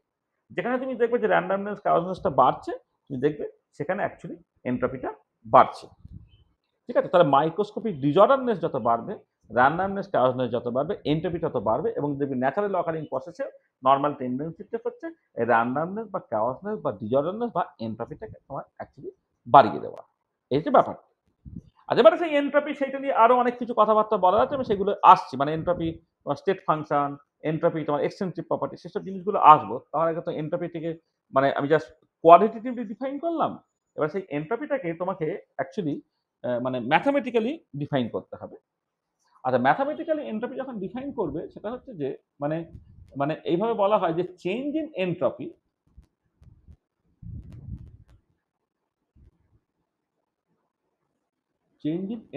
in a given process, এইটা change in entropy in a given process, এটা সেটাকে যদি ডেল্টা এস তুমি বলো, সেটা হচ্ছে যে যদি প্রসেসটা রিভার্সিবলি ঘটে, reversible heat change divided by হচ্ছে তোমার টেম্পারেচার। কোনো একটা পার্টিকুলার প্রসেস যেভাবেই ঘটুক না কেন, তার ইকুইভ্যালেন্ট একটা রিভার্সিবল পাথ তোমাকে কনসিডার করে নিতে হয়। সেই রিভার্সিবল পাথ থেকে এন্ট্রপিক চেঞ্জ, হিটের চেঞ্জটা হচ্ছে, তাকে তুমি যদি তার টেম্পারেচার দিয়ে ভাগ করো, তাহলে সেটা তোমার চেঞ্জ ইন এন্ট্রপি ডেফিনেশন। এটা হচ্ছে বাই ডেফিনেশন ডেল্টা এস হচ্ছে কিউ রিভার্সিবল বাই টি, এইটা। অথবা কেউ যদি এটাকে ডিফারেন্সিয়াল অ্যামাউন্টের মতো করে ভাবে, ডিএসটা হচ্ছে D cut Q reversible by T. এইটা যেটা হলো, এটা হচ্ছে এন্ট্রপি চেঞ্জের একটা ফর্মুলা জাস্ট। কিন্তু এই ফর্মুলাটা শুধু ভাবলে হবে না, এর সঙ্গে সঙ্গে আরো অনেক কিছু থাকে, সেগুলো আমরা পরে আলোচনা করবো। তাকে যেটা কথা হচ্ছে যে আমি যেটা বললাম যে কোনো একটা স্পন্টিনিয়াস বা স্পন্টিনিটি ক্রাইটেরিয়াটা হচ্ছে তোমার entropy of the universe always increase করবে। ইকুইলিব্রিয়াম ক্রাইটেরিয়াটা হচ্ছে এন্ট্রপিটা বেড়ে বেড়ে বেড়ে বেড়ে তার ম্যাক্সিমাম লিমিটিং ভ্যালুতে পৌঁছাবে। এবারে এই এন্ট্রপি জিনিসটা কি, যেহেতু এন্ট্রপিটা আমরা ব্যবহারই করে ফেলেছি এখানে, সেটাকে কোয়ালিটেটিভলি বললাম, ইট ইজ বা মাইক্রোস্কোপিক পয়েন্ট অফ ভিউ থেকে বললাম, it is measure of randomness আর চাওয়াসনেস। ম্যাথামেটিক্যালি তার যদি এক্সপ্রেশনটাকে বের করতে হবে, এন্ট্রপি চেঞ্জের যে এক্সপ্রেশনটা, সেটা হচ্ছে reversible heat change by temperature. এইরকম ভাবে তুমি এন্ট্রপিটাকে জাস্ট ডিফাইন করতে পারো। স্যার, হ্যাঁ, বলো। বলছি যে আপনি বললেন with decreasing pressure volume increases, তাহলে ডিসঅর্ডারনেস বাড়বে। স্যার ভলিউম ইনক্রিজ করলে তো মলিকিউল গুলো অনেকটা স্পেস পেয়ে যাবে, এনট্রপিটা কমার কথা না। কেন স্পেস পেয়ে যাবে বলেই তো বেড়ে গেল। মানে কলিশনটা তো কম হবে। কলিশনের সাথে কলিশনের সাথে তো কোনো সম্পর্ক বলিনি। কলিশনের সাথে তোমাকে ধরো তুমি যা সিম্পলি আমাকে ভাবো যে একটা ভিড় ট্রেনে তুমি যাচ্ছ, ভিড় বাসে যাচ্ছ। হ্যাঁ, ভিড় বাসে যেখানে আছো তুমি একটা জায়গায় তুমি চুপচাপ দাঁড়িয়ে তোমার নড়াচড়ার স্কোপ নেই, সেইটা ভার্সেস বাসটা পুরোটাই ফাঁকা, ট্রেনটা পুরোটাই ফাঁকা, অল্প কয়েকজন লোক আছে, তোমাকে এই সিট পছন্দ হচ্ছে তুমি ওখানে গিয়ে বসবে, ওই সিট পছন্দ তুমি এখানে গিয়ে বসবে, এটা তো করবে নাকি? মানে তোমাদের ধরো 10 জন লোক আছো, তোমার 10 জন লোক আছো একটা ঘরের মধ্যে থাকো, ভার্সেস 10 জন লোককে তোমাকে একটা বড় জায়গা দিয়ে দেওয়া হলো, তাহলে তোমার নড়াচড়া, সকালে যে র্যান্ডামনেস, ক্যাওসনেস, ডিসঅর্ডারনেস কোথায় বেশি হবে? তোমার 10 জন লোকই আছো, তোমাকে যদি যথেষ্ট বেশি জায়গা দেওয়া হয় তোমার নড়াচড়া ইত্যাদি বাড়বে না, তাহলে র্যান্ডামনেস, ক্যাওসনেস বাড়বে। হ্যাঁ বুঝেছি। আমি কখনো এরকম বলছি না যে 10 জন লোক ভার্সেস 100 জন লোক, সেটা বলছি না, লোকের সংখ্যা 10 জনই আছে। হ্যাঁ, তাকে যদি তোমাকে বেশি স্পেস দেওয়া হয় তাহলে সে কিন্তু বেশি ঘোরাঘুরি করার স্কোপ পাচ্ছে, বেশি র্যান্ডামনেস, ডিসঅর্ডারনেস এটা বাড়ছে, তা বেশি এন্ট্রপি হচ্ছে। ঠিক আছে, হলো? আচ্ছা আচ্ছা, এবারে এই যে এখানে বলা হয়েছে যে কন্ডিশন ফর স্পন্টিনিটি বা ইকুইলিব্রিয়াম, হ্যাঁ, যে for an isolated system total entropy always increase in a spontaneous process and it attains its maximum value when equilibrium establish, অর্থাৎ এইটা, এই যেটা বলা হয়েছে না, this is a particular statement.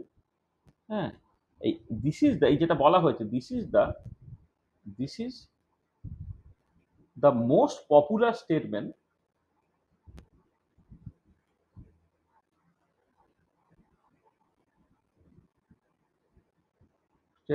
of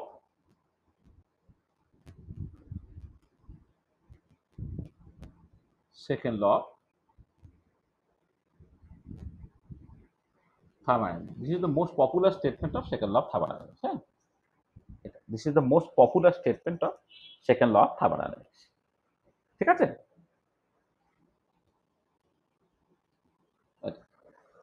আচ্ছা, এবারে কথাটা হচ্ছে যে এইখানে দেখো আমি মানে থার্মোডাইনামিক্সের যে অন্যান্য লগুলোর ক্ষেত্রে যে কথাটা বলা হয়েছে, থার্মোডাইনামিক্সের লগুলো হচ্ছে এমপিরিক্যাল, সেগুলোকে ডিরাইভ করতে হয় না। আমি ডেইলি লাইফে যে সমস্ত এক্সপিরিয়েন্স গ্যাদার করি এবং এক্সপেরিমেন্টাল অবজারভেশন, তার জেনারেলাইজেশনই হচ্ছে তোমার সেকেন্ড ল অফ থার্মোডাইনামিক্স। আবার এটাও সত্যি, সেটা ফার্স্ট ল বলার সময় বলা হয়েছিল যে সেকেন্ড ল অফ থার্মোডাইনামিক্স এর যে ইউনিক একটা স্টেটমেন্ট সেরকম নয়, যেটা বলা হয়েছে this is the most popular statement, কিন্তু এটাই একমাত্র সেকেন্ড ল অফ থার্মোডাইনামিক্সের স্টেটমেন্ট সেটা নয়। সেকেন্ড ল অফ থার্মোডাইনামিক্সে কিন্তু আরো অনেক স্টেটমেন্ট আছে আর কি, সেইগুলো আমাদের আসতে হবে। ঠিক আছে, তারপর আমি এনট্রপিতে আসবো, মানে এনট্রপি নিয়েই আমাদের অনেক কিছু আলোচনা, মানে আমরা এই যে পার্টগুলো পড়বো সেখানে দেখবে প্রায় অর্ধেকটা সময় জুড়েই এনট্রপি নিয়ে কথাবার্তা হবে। কিন্তু আমরা আগে তো সেকেন্ড ল অফ থার্মোডাইনামিক্স থেকে বুঝে নিতে চাইছি। সেকেন্ড ল অফ থার্মোডাইনামিক্স এখানে যে স্টেটমেন্টটাকে বলা হচ্ছে this is the most popular statement of second law of thermodynamics, but this is not the unique statement, there are many other statement of second law of thermodynamics. মানে যেটা important point যে দেয়ার আর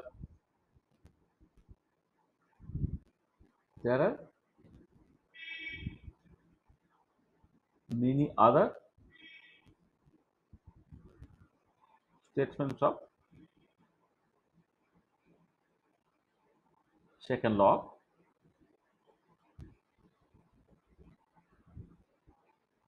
thermodynamics। আচ্ছা, তার মধ্যে দু একটা আমরা just এবারে আলোচনা করার চেষ্টা করব। আচ্ছা, আমরা নেক্সট যেটা আলোচনা করব সেটা হচ্ছে যে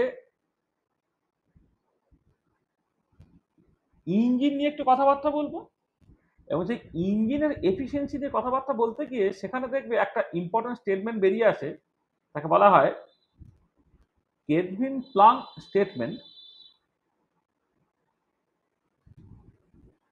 অফ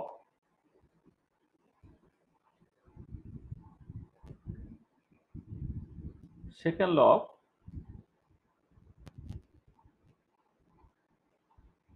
থার্মোডাইনামিক্স। ইঞ্জিন, সেখান থেকে আমরা একটা ইম্পর্টেন্ট স্টেটমেন্ট পাবো, যেটা হচ্ছে সেকেন্ড ল থার্মোডাইনামিক্সের আর একটা স্টেটমেন্ট যেটাকে বলা হচ্ছে কেলভিন প্লাঙ্ক স্টেটমেন্ট। আচ্ছা, ব্যাপারটা কি দেখো, প্রথমে ইঞ্জিন জিনিসটা কি একটুখানি বুঝে নিতে হবে।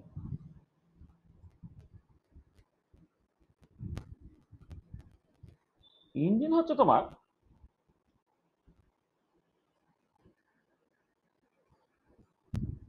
a mechanical device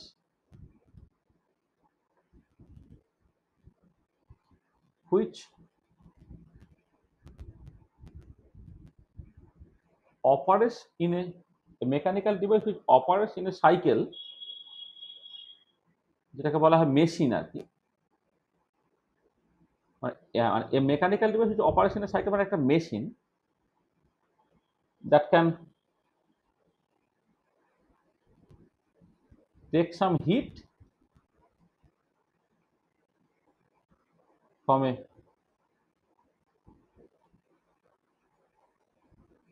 heat reservoir and transform a part of it into work। তাহলে একটা mechanical device which operation A cycle, মানে মেশিন মানে সবসময় একটা সাইকেলে কাজ করবে, মানে মানে একই কাজ বারবার বারবার বারবার করে মেশিনকে করতে হয় তো, হ্যাঁ, সেই জন্য মেশিন সবসময় কিন্তু একটা সাইকেলে কাজ করবে। যেটা তোমার কি হচ্ছে না, কোনো একটা হিট রিজার্ভার থেকে কিছুটা হিট নেবে এবং সেটাকে তোমার ওয়ার্কে কনভার্ট করবে। Machine is a mechanical device which operates in a cycle that can take some heat from a heat reservoir and transform a part of it into work। Heat reservoir মানে হচ্ছে যেটা, মানে রিজার্ভার মানে জানো জলের reservoir তুমি জানো যেখানে অনেক জল থাকে, হিটের রিজার্ভার মানে যেখানে অনেক হিট থাকে।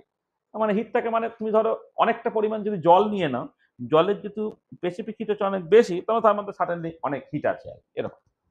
তাহলে স্কিমাটিক ডায়াগ্রামটা কিরকম দেখো, ধরো তুমি যদি একটা স্কিমাটিক ডায়াগ্রাম দেখাও,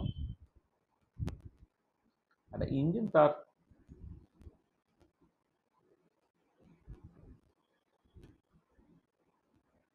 স্কিমাটিক ডায়াগ্রামটাকে আমি এইরকম ভাবে লিখছি, এটা থ্রুআউট মেনটেন করবে আমাদের, থ্রুআউট আমরা এইরকম ভাবে জিনিসটাকে করবো আর কি। যে ধরো এইটা একটা বক্সের মতো লিখবে,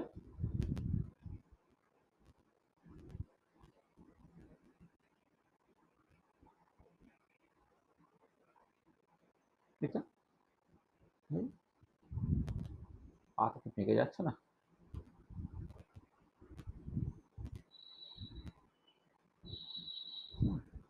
আর একটা নিচে নাও,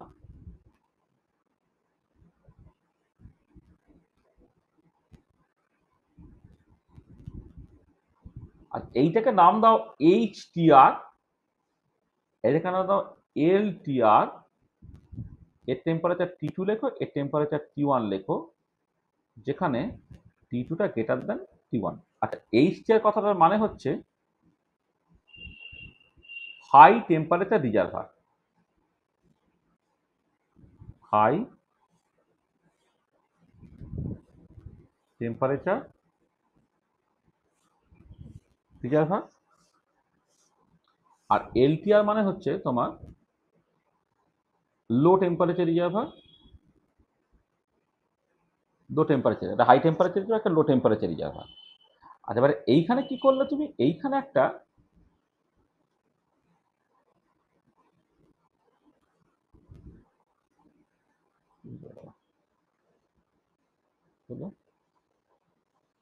বুঝছে না কেন,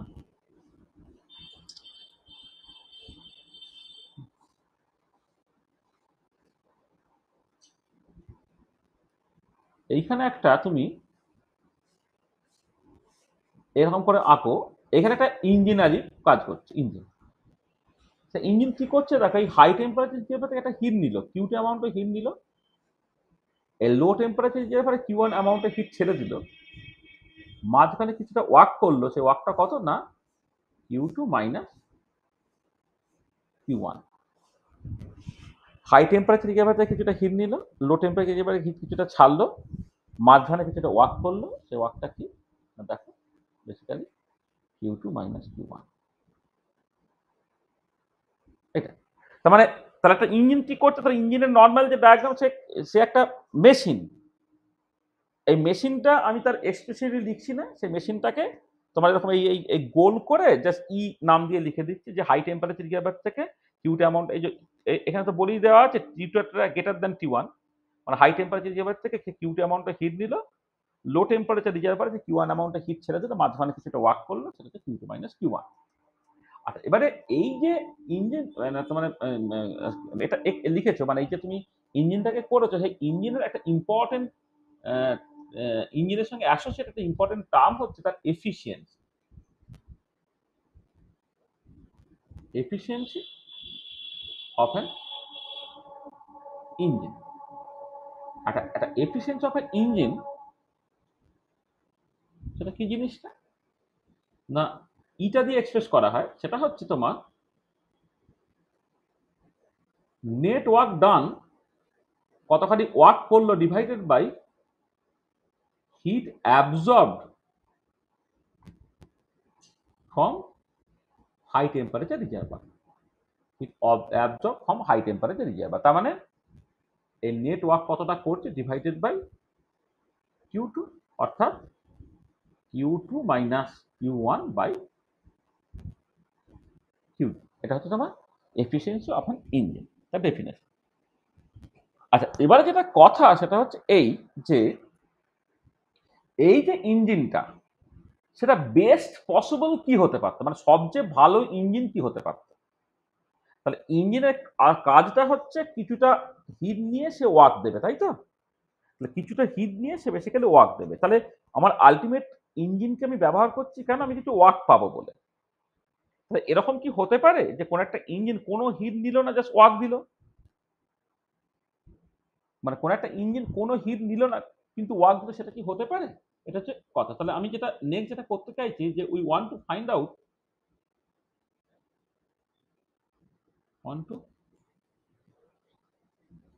the best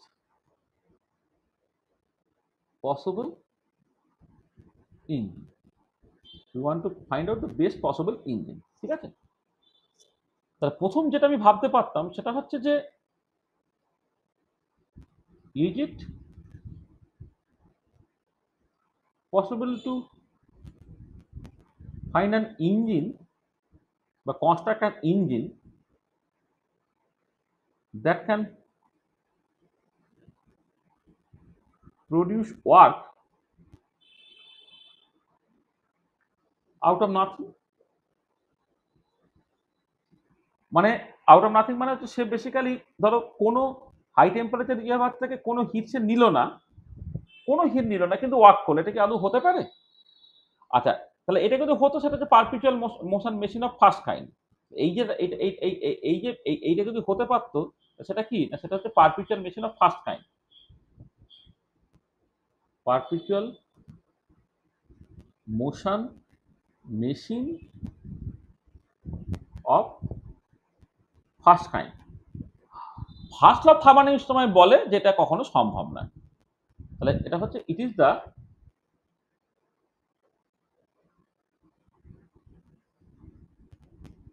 first law of thermodynamics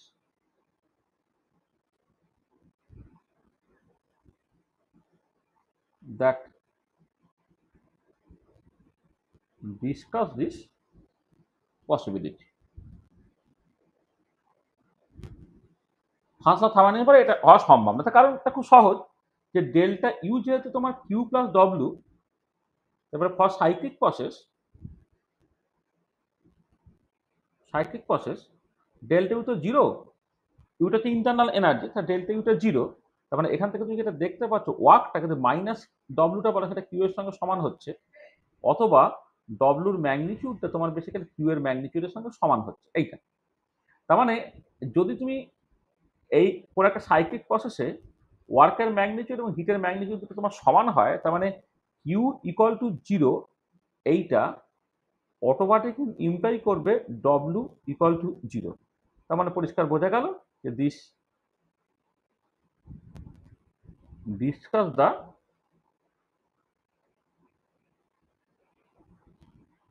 possibility of existence of perpetual machine of first kind. Perpetual motion of first kind যে হতে পারে না সেটা তুমি দেখো এখান থেকে পরিষ্কারভাবে বুঝে যেতে পারলে। এবং শুধু তাই না, যেটা কথা দেখো এখানে এই যে সাইক্লিক প্রসেসে যেহেতু কাজ করছে, হিটের চেঞ্জ এবং নেটওয়ার্কের চেঞ্জ কিন্তু অবশ্যই তোমার সমান হতে হবে। মানে যেটা আমি এখানে সেই মতো করে মেনটেন করেই করেছি যে ডব্লুটা Q2 মাইনাস Q1 করেছি। তার মানে কি হিটের চেঞ্জ Q2 ঢুকলো, Q1 বেরিয়ে গেল, তার মানে হিটের চেঞ্জ হলো Q2 মাইনাস Q1, সেটা কিন্তু ডব্লুর সঙ্গে সমান হবে। হ্যাঁ, মানে এরকম কখনই হবে না যে তুমি কম হিট নিয়ে বেশি ওয়ার্ক দেবে, সেটা কোনোভাবেই সম্ভব নয়। হ্যাঁ, মানে কোনো হিট নেব না ওয়ার্ক দেবো সেটা তো সম্ভব নয়, যেটা আমি বললাম perpetual motion of first kind হয়ে যায়। শুধু তাই না, মানে এরকমও কখনো তুমি করতে পারবে না যে যে কম হিট নিয়ে বেশি ওয়ার্ক দেবে, সেটা কখনো হতে পারবে না। ইট is again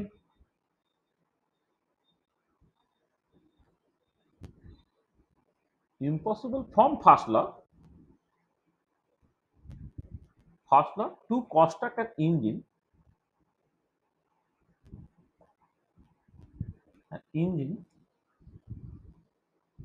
for which W টা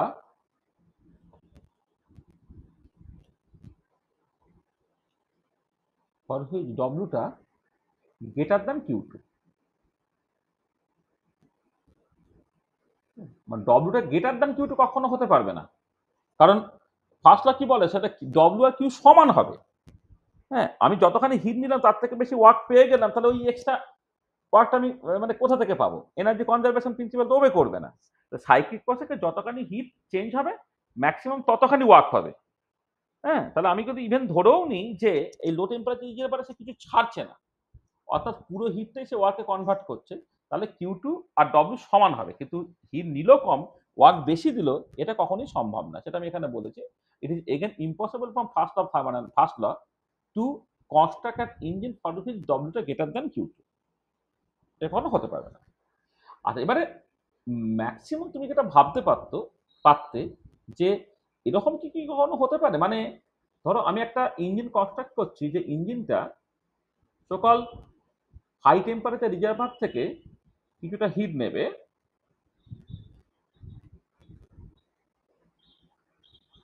লো টেম্পারেচার রিজার্ভার, এর টেম্পারেচার T2, এর টেম্পারেচার T1, যেখানে T2 টা গ্রেটার দ্যান T1। এবার আমি একটা ইঞ্জিনের কথা ভাবলাম যে হাই টেম্পারেচার রিজার্ভার থেকে Q2 অ্যামাউন্ট অফ হিট নিল, এই যে লো টেম্পারেচার রিজার্ভারে না সে বেসিক্যালি কিছুই ছাড়ছে না, জাস্ট ওয়ার্কটা হচ্ছে একদম Q2 সঙ্গে সমান। মানে লো টেম্পারেচার রিজার্ভারে সে কি করছে, সে কিচ্ছু ছাড়ছে না, কেটে দিলাম আমি, এখানে কিছু ছাড়ছে না। মানে এমন কি কোনো একটা ইঞ্জিন পাওয়া সম্ভব যে হাই টেম্পারেচার রিজার্ভারে কিছুটা হিট নিলে সে পুরো হিটটাকে ওয়ার্কে কনভার্ট করলো? এই যে কনস্ট্রাকশনটা, মানে is it possible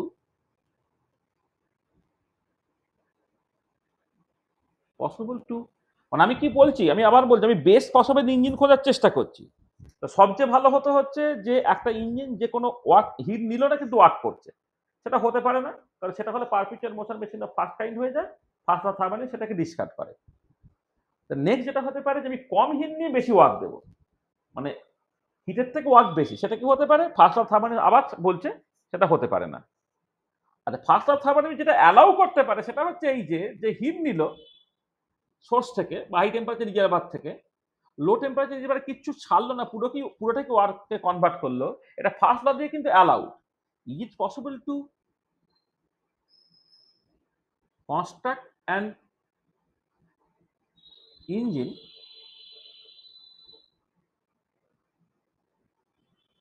that can is it possible to construct an engine that can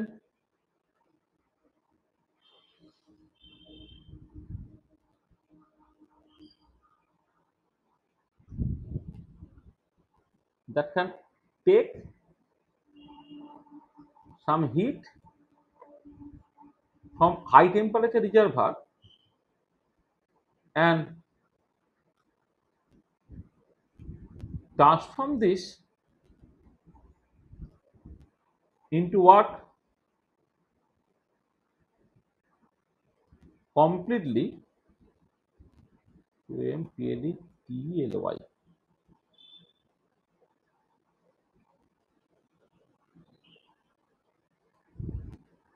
completely without releasing any heat to low temperature reservoir.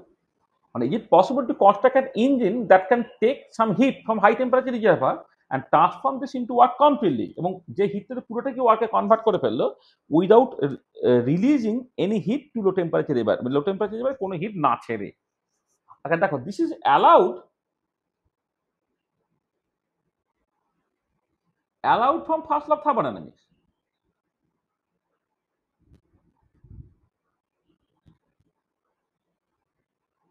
This allowed from first law, মানে first ল থেকে যেগুলো বাদ যাবে সেটা আমি এমনি বাদ দিয়ে দেবো, কিন্তু আমি এইটা নিয়ে কেন ভাবছি যে ধরো ওয়ার্কটা যতখানি হিট নিচ্ছে তার থেকে বেশি বা কোনো হিট নিচ্ছে না, তুমি ওয়ার্ক পাচ্ছ, এইগুলো যে হবে না সেটা ফার্স্ট ল অফ থার্মোডাইনামিক্স থেকে তুমি বুঝেই গেছো। কিন্তু ফার্স্ট ল অফ থার্মোডাইনামিক্স এটা তো হতেই পারে। আমার আলটিমেটলি দরকার কি, কনজারভেশন অফ এনার্জি প্রিন্সিপাল বলে সাইক্লিক প্রসেসের ক্ষেত্রে কিন্তু ডেল্টা ইউটা জিরো, কিউ আর ডব্লিউ তারা সমান হবে, আমি এইটুকু বুঝতে পারছি। ঠিক আছে, যে কিউ আর ডব্লিউ তোমার সমান হবে এইটুকু আমি বুঝতে পারলাম। ঠিক আছে, এবারে এই যে ডব্লিউর সঙ্গে ওয়ার্কের সমানটা হচ্ছে বা ওয়ার্কের সঙ্গে হিটটা যে সমান হচ্ছে, সেটা একটা তো হতেই পারে যে Q two minus Q one ডব্লিউর সঙ্গে সমান, অর্থাৎ কিছুটা হিট নিল কিছুটা হিট ছেড়ে দিল, ডিফারেন্স অ্যামাউন্টটা Q two minus Q one সেটা হিট হচ্ছে, সেটা ওয়ার্কের সঙ্গে সমান হলো। সেটা যেমন ফার্স্ট ল থেকে অ্যালাউড, আবার হাই টেম্পারেচার রিজার্ভার থেকে কিছুটা হিট নিল পুরোটাকে ওয়ার্কে কনভার্ট করলো, সেখানে তো W equal to Q two হলো, সেটা তো ফার্স্ট ল থেকে অ্যালাউড। তাহলে ফার্স্ট ল থেকে অ্যালাউড, সেটা কোনো অসুবিধা নেই। এবারে মানুষ কি করলো না, এরকম অনেক ইঞ্জিন বানানোর চেষ্টা করলো, মানে এই টাইপের প্রচুর ইঞ্জিন বানানোর চেষ্টা করলো যে বেসিক্যালি যতখানি হিট নেবে ততখানি ওয়ার্ককে করে ফেলবে। মানে এটা যদি হয়ে যায় আর কি, যে কমপ্লিট ওয়ার্ক যতটা নিল, মানে হিট যতটা নিল ততটাই যদি ওয়ার্ককে কনভার্ট করতে পারে, তার মানে বেসিক্যালি এটা হচ্ছে এফিসিয়েন্সিটা ওয়ান হবে আর কি। তার মানে কথা হচ্ছে ওয়ান এফিসিয়েন্সি ওয়ালা কোনো ইঞ্জিন তৈরি করা সম্ভব কিনা। এবারে মানুষ যা বানানোর চেষ্টা করলো, এটা ওটা সেটা অনেক বছর ধরে চেষ্টা চলিত করে আলটিমেটলি তারা রণভঙ্গ দিল। রণভঙ্গ দিয়ে কি দেখলো, তারা দেখলো যে ফাইনালি এটা ওটা যেটা চেষ্টা করে ফাইনাল কনক্লুশনে যেটা তারা পৌঁছালো,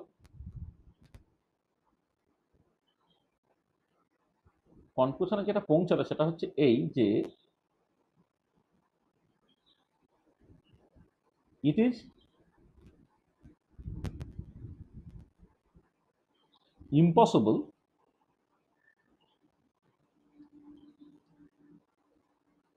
impossible to construct a mechanical device, মানে engine basically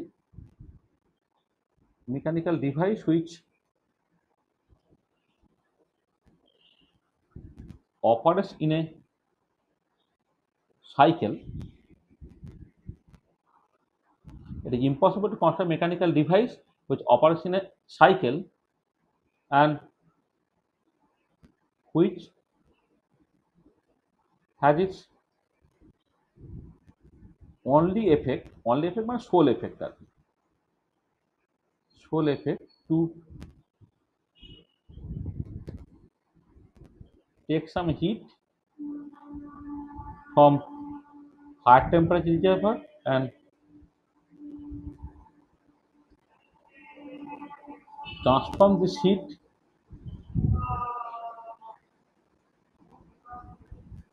into work completely and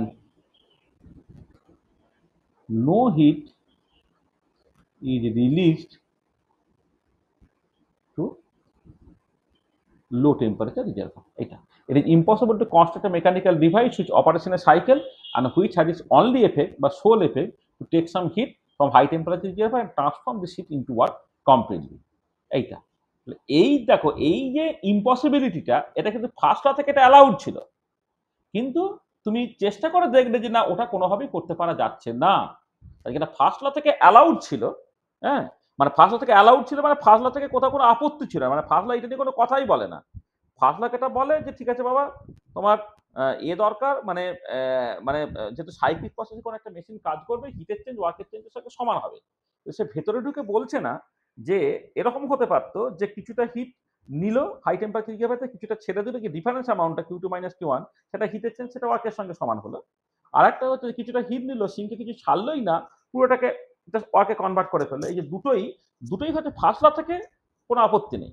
second law বলছে যে যদি কিছুটা হিট নিয়ে লো টেম্পারেচার রিজার্ভার কিছুটা ছাড়ো তো ইট ইজ ফাইন, কিন্তু হাই টেম্পারেচার রিজার্ভার থেকে কিছুটা হিট নিয়ে লো টেম্পারেচার তুমি কিছুটা ছাড়লে না, পুরোটাই ওয়ার্কে কনভার্ট করে ফেললে, সেটা সম্ভব নয়। তাহলে এইটা যেটা হলো, এইটা বলা হচ্ছে দিস ইজ দ্য, এটা তোমার this is the Kelvin Planck statement of second law of thermodynamics. This is the Kelvin Planck statement of second law of thermodynamics. মানে এক কথা বলতে গেলে এফিসিয়েন্সি, মানে এক কথা যদি তুমি বলো সেটা হচ্ছে efficiency can never be equal to, মানে এটা জাস্ট যেটা মানে হচ্ছে এফিসিয়েন্সি অফ অ্যান ইঞ্জিন এটা অলওয়েজ লেস দ্যান 1। এইটা তুমি বেসিক্যালি বুঝতে পারলে, মানে এফিসিয়েন্সিটা কখনো 1 হতে পারবে না। হ্যাঁ, মানে গ্রেটার দ্যান 1 এর তো কোনো কোশ্চেনই নাই, সেটা তুমি বলিয়েছি। মানে এটা যেটা বেসিক্যালি মানে দাঁড়াচ্ছে যে এফিসিয়েন্সি কখনো 1 হতে পারবে না, একের থেকে বেশি তো ফার্স্ট ল থেকেই হতে পারবে না। হ্যাঁ, সেটা হচ্ছে ব্যাপার, যে efficiency of an engine always less than 1। এইটা বেসিক্যালি কেলভিন প্লাঙ্ক স্টেটমেন্টের মূল কথা। ঠিক আছে, তাহলে দেখো এইটা আর একটা important statement of second law of thermodynamics. আমি একটা পপুলার স্টেটমেন্টের কথা বলেছিলাম, আর ইঞ্জিন, বিভিন্ন রকমের ইঞ্জিন তার এফিসিয়েন্সি, এইটা নিয়ে আলোচনা করতে করতে করতে করতে আলটিমেটলি এটা দাঁড়ালো, সেটা হচ্ছে তুমি এরকম একটা রেস্ট্রিকশনস পেয়ে গেলে যে এমন কোনো ইঞ্জিন তৈরি করা সম্ভব নয় যে ইঞ্জিন হচ্ছে হাই টেম্পারেচার রিজার্ভার থেকে কিছুটা হিট নেবে আর লো টেম্পারেচার রিজার্ভারে কিচ্ছু ছাড়বে না, মাঝপথে পুরোটাই সে ওয়ার্কে কনভার্ট করে ফেলবে। এটা কখনো সম্ভব নয়। This is the Kelvin Planck statement of second law of thermodynamics. ঠিক আছে, বোঝা গেল? ঠিক আছে, তো কোনো অসুবিধা নেই তো? ঠিক আছে, আচ্ছা, তো আমি তো ইঞ্জিন নিয়ে কথাবার্তা বললাম। এবারে তুমি যদি একটা হিট পাম্প নিয়ে কথাবার্তা বলো, হিট পাম্প অর অনেক সময় তুমি আমাদের দেশে রেফ্রিজারেটর নিয়ে কথাবার্তা বলতে পারো। হিট পাম্প রেফ্রিজারেটর ওয়ার্কিং প্রিন্সিপালটা একই রকম হয়। হিট পাম্প রেফ্রিজারেটর এইটা, সেখান থেকে তোমার একটা নতুন স্টেটমেন্ট বেরিয়ে আসবে, সেটা যে Clausius statement of second law of thermodynamics.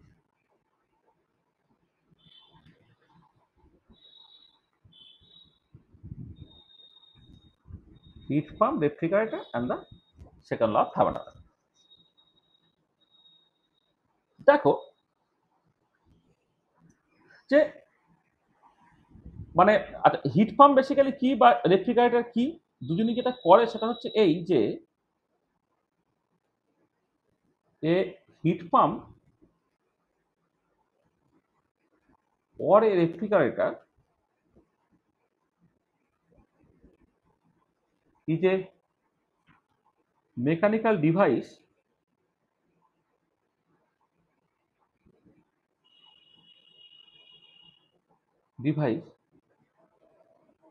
that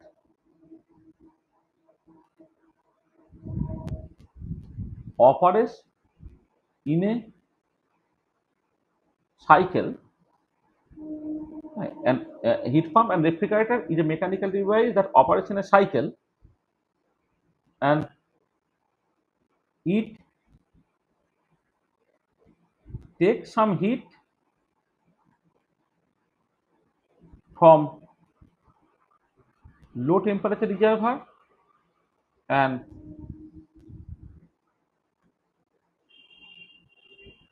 transfers this heat to high temperature reservoir if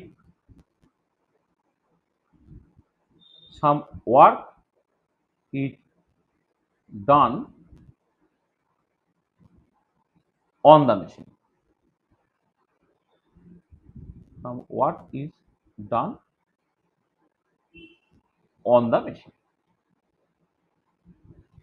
মানে ব্যাপারটা কিরকম, তুমি যদি স্কেমাটিক ডায়াগ্রামটাকে দেখো তাহলে তুমি বুঝতে পারবে। ধরো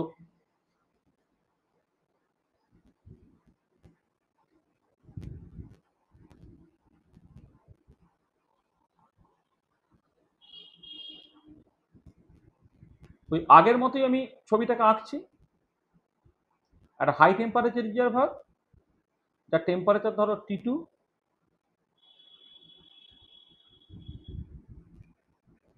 একটা লো টেম্পারেচার রিজার্ভার আছে যার টেম্পারেচার ধরো T1, T2 greater than T1। আচ্ছা এবার এইখানে তুমি একটা ধরে নাও হিট পাম্পই রেখেছো, আমি হিট পাম্পই বলছি। তারপর আমি রেফ্রিজারেটর হিট পাম্প একই রকমের টোটাল সব কিছু। হ্যাঁ, জাস্ট এখন আমি এর মতো করেই ভাবছি, হিট পাম্পের মতো করেই ভাবছি জিনিসটাকে। আর হিট পাম্পই রাখছি ধরো, বা দুটোর ওয়ার্কিং প্রিন্সিপাল একই আমি করতে পারো দেখাবো আর কি।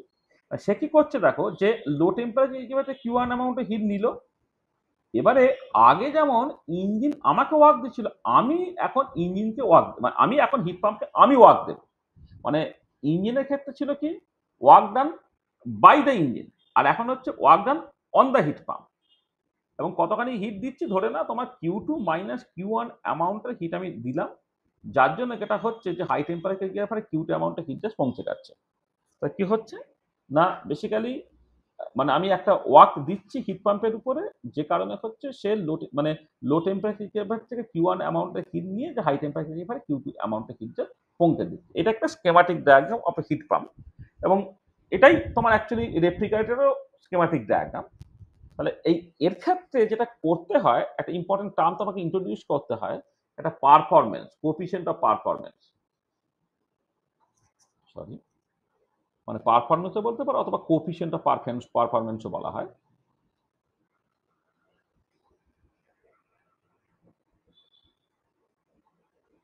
Coefficient of performance of A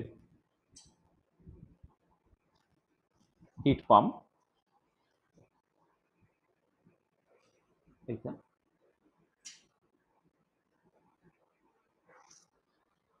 R coefficient of পারফরমেন্সটা হচ্ছে তোমার জাস্ট আমি ধরো এটাকে মিউ দিয়ে এক্সপ্রেস করছি, mu of a heat pump. আচ্ছা হিট পাম্পের অ্যাকচুয়ালি কাজটা কি, হিট পাম্প শীত প্রধান দেশে ব্যবহার করে ঘরটাকে গরম রাখার জন্য। মানে একটা মেশিন যেটা ইলেকট্রিসিটি অন রেখে চালাতে হয়। তোমার এই হাইটে মানে মানে শীত প্রধান দেশে ঘরের ভেতরটাকে গরম রাখতে হচ্ছে, অর্থাৎ যেটা হাই টেম্পারেচার রিজার্ভারটা হচ্ছে ঘরের ভেতরটা, আর বাইরেটা যেখানে টেম্পারেচারটা কম সেটা বেসিক্যালি তোমার লো টেম্পারেচার রিজার্ভার। তার মানে একটা ভালো হিট পাম্প মানে হচ্ছে যে বেসিক্যালি কত কম ওয়ার্ক দিয়ে কত বেশি হিটকে তুমি ঘরের মধ্যে পৌঁছে দিতে পারবে। তার মানে অ্যাকচুয়ালি এটা ডিফাইন করাবে heat released to high temperature reservoir divided by work done on the heat pump, এইটা।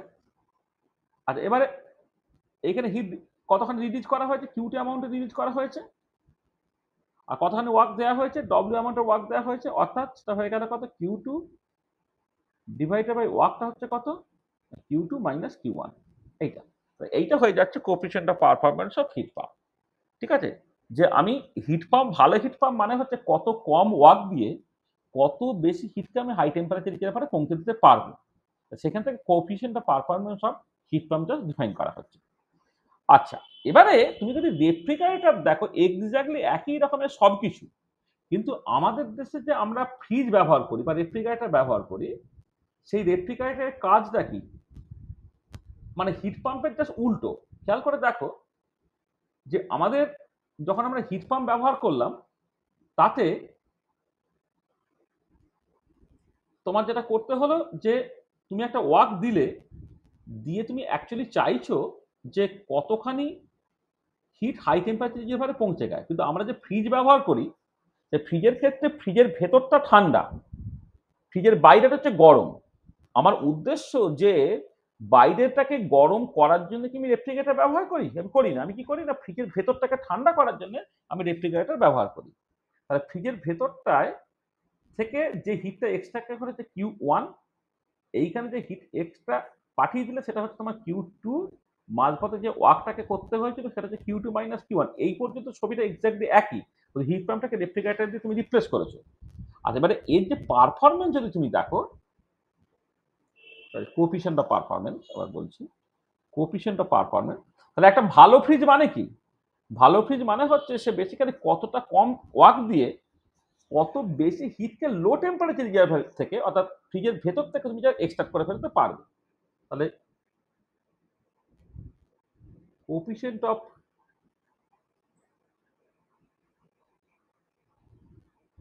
পারফরমেন্স অফ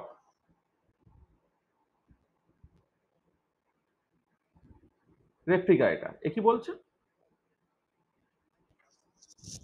সেটাকে ধর তুমি যদি এইরকম ভাবে ডিফাইন করো, মিউ ফর রেফ্রিজারেটর, সেটা হচ্ছে hit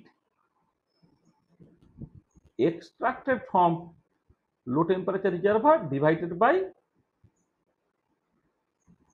work done on the refrigerator। সেটা কত হবে না, Q one divided by W, অর্থাৎ Q one by Q two minus Q one. তার তফাৎটা দেখো, খেয়াল করো যে উপরে আগেরটা ছিল Q two divided by Q two minus Q one, এখন হলো Q one by Q two minus Q one. তার মানে ওয়ার্কিং প্রিন্সিপাল বা স্কেমাটিক ডায়াগ্রাম ইত্যাদিগুলো সব একই রকমের, শুধু তোমার ইন্টেনশনটা হচ্ছে যে তুমি আমাদের দেশে লো টেম্পারেচার রিজার্ভার থেকে লো টেম্পারেচার রিজার্ভার টেম্পারেচার তুমি কমাতে চাইছো, অর্থাৎ কতখানি heat actually low temperature reservoir থেকে এক্সট্রাক্টেড হয়ে গেল, দিস ইজ ইম্পর্টেন্ট। আর শীতপ্রধান দেশে ওই বাইরে থেকে কতখানি হিট এক্সট্রাক্টেড হয়ে গেল ইম্পর্টেন্ট না, ইম্পর্টেন্ট হচ্ছে ঘরের ভেতরটা তুমি কতটা গরম রাখতে পারলে, তার মানে বেসিক্যালি হাই টেম্পারেচার রিজার্ভারে কতখানি হিট পৌঁছালো সেইটা। আচ্ছা, এবারে আমি যদি বেস্ট পসিবল এর কথা বলি, মানে মানে তোমার ধরো বেস্ট পসিবল রেফ্রিজারেটর বা হিট পাম্পের কথা যদি আমি দেখতে চাই আর কি।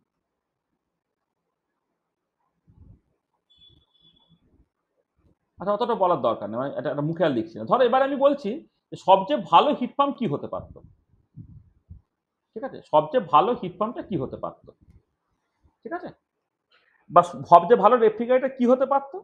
না, তোমাদের ফ্রিজ টিজ লোকে কি করে, যদিও কষ্ট করে ধরো শ্বশুর বাড়ি থেকে একটা দিল টিল হয়তো, হ্যাঁ, বা কেউ হয়তো টিচার্স ডে তাদের গিফট টিফট করলো ফ্রিজকে, কিন্তু সেই ফ্রিজটাকে দিলেও না, আমার যা নুন আনতে পান্তা ফুরায়, সে হচ্ছে ওই ফ্রিজটাকে ব্যবহার করতে পারছি না। তার কারণটা কি, না ফ্রিজটাকে তুমি চালাই প্রচন্ড বেশি ইলেকট্রিসিটি কনজাম্পশন হয়, ইলেকট্রিক বিল হচ্ছে প্রচন্ড বেশি আসে।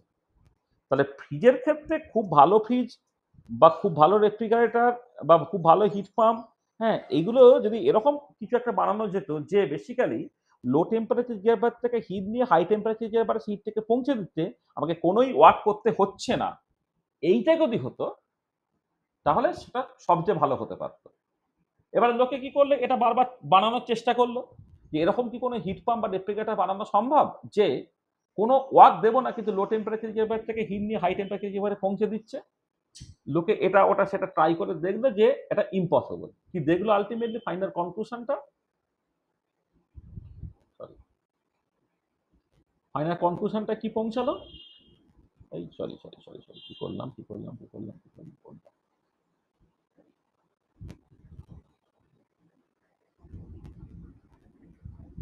ফাইনাল কনক্লুশন থেকে এটা পৌঁছানো হলো সেটা হচ্ছে এই যে it is impossible to construct a mechanical device which operates in a cycle and which has its only effect to extract some heat from low temperature reservoir and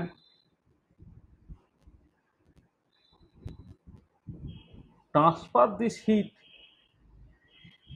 to high temperature reservoir, and no work is done on the machine. এইটা এই যেটা বলা হলো, this is a very very important statement, যেটাকে বলা হচ্ছে this is the Clausius statement of second law of thermodynamics. দেখো তুমি আর একটা স্টেটমেন্টে পেয়ে গেলে,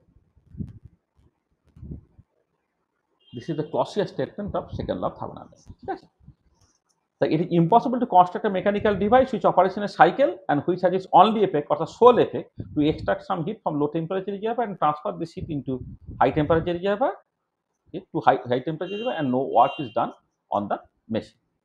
So this is another statement of second law of thermodynamics. So দেখো কেলভিন প্লাঙ্ক স্টেটমেন্ট যেটা বললো যে complete conversion of heat into work is impossible, অর্থাৎ এফিসিয়েন্সি 1 হতে পারছে না। আর ক্লসিয়াস স্টেটমেন্ট বললো যে তুমি এমন কোনো মেশিন তৈরি করতে পারবে না বা এমন কোনো হিট পাম্প বা রেফ্রিজারেটর তৈরি করতে পারবে না কারণ তুমি কিছু ওয়ার্ক দিলে না, কিন্তু কিছু হিট লো টেম্পারেচার রিজার্ভার থেকে হাই টেম্পারেচার রিজার্ভারে পৌঁছে গেল। ঠিক আছে, তা দেখো আমি যা বললাম এখন পর্যন্ত ব্যাপারটা পরিষ্কার, সব ঠিক আছে? ঠিক আছে, কারো অসুবিধা আছে কিছু? কি গো, সব ঠিক আছে?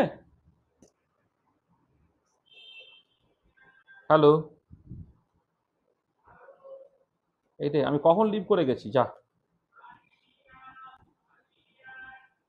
সরি আমি তো খেয়াল করিনি, যাকে মানে লিভ করে গেছি মানে আমাদের তো সময় হয়ে গেছে, আর এ করে লাভ নেই, আমি লিভ করে গেছি, আমি খেয়ালই করিনি।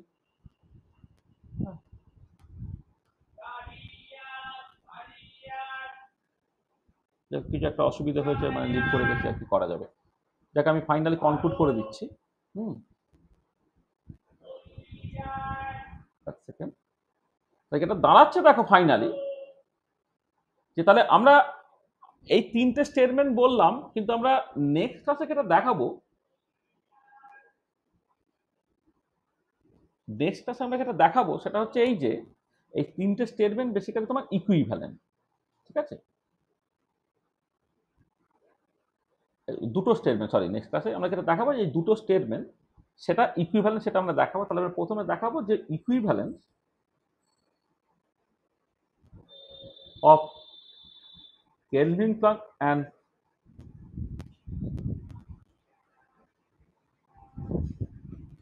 Clausius statement. এক সেকেন্ড,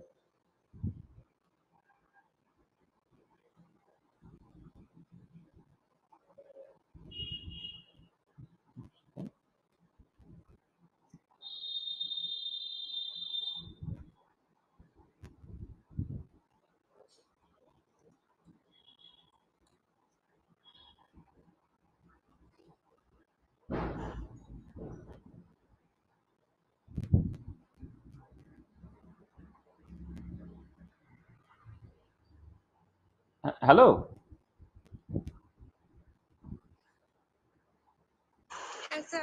আরে আমি মানে একদম খেয়াল করিনি, আমি তো মিনিট 5 আগে লিভ করে গেছি, মানে আমি খেয়াল করিনি। আচ্ছা কতটুকু বলেছিলাম বলো তো, ক্লসিয়াস স্টেটমেন্ট কতটুকু বলেছিলাম?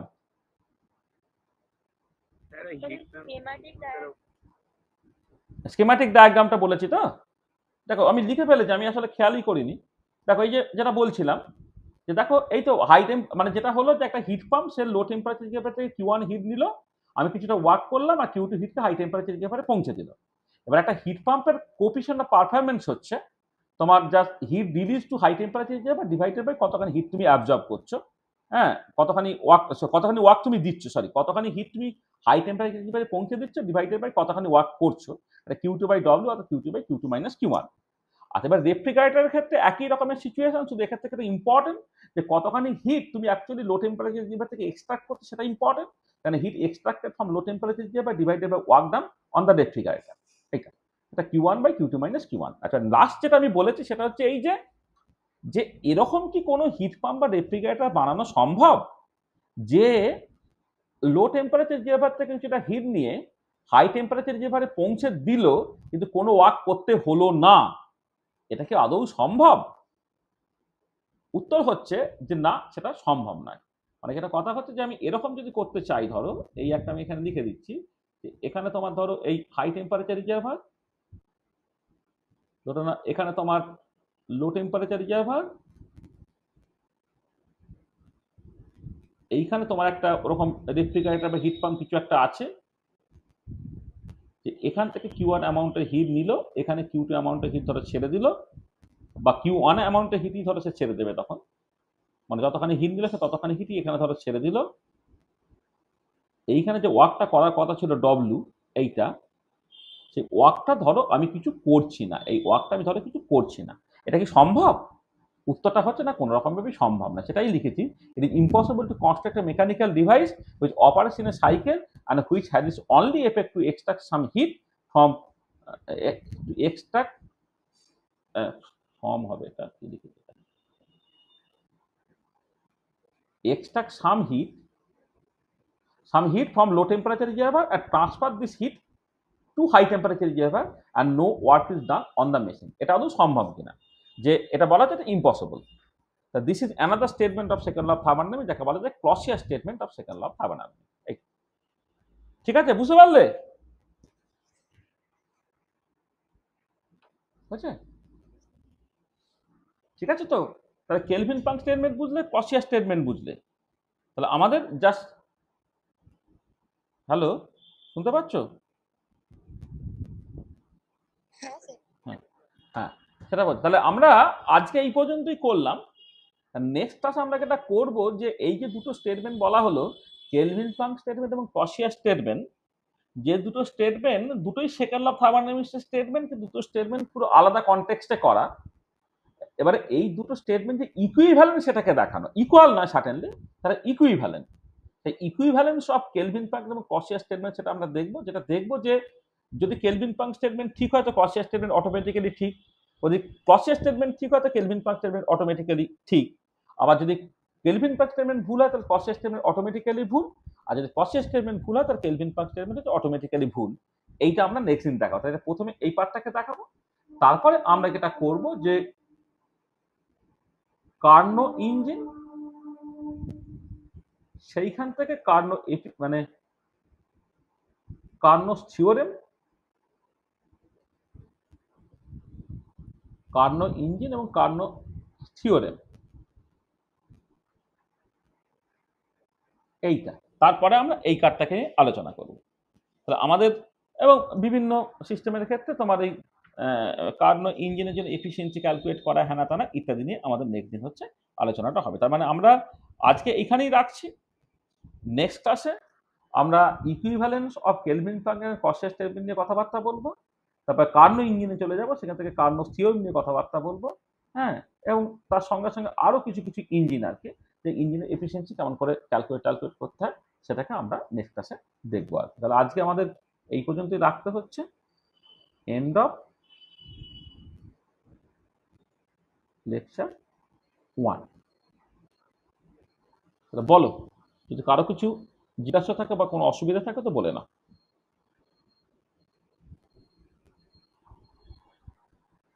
কোনো আওয়াজ টাওয়াজ কিছুই ছিল না, অথচ লিভ করে গেছে। আমি হঠাৎ করে দেখছি, আমি জিজ্ঞেস করছি বুঝতে পেরেছে কোনো সাড়া নেই দেখে, তখন আমি ভাবলাম যে কি ব্যাপার, এরা কিছু করছে না, বলছে না কেন।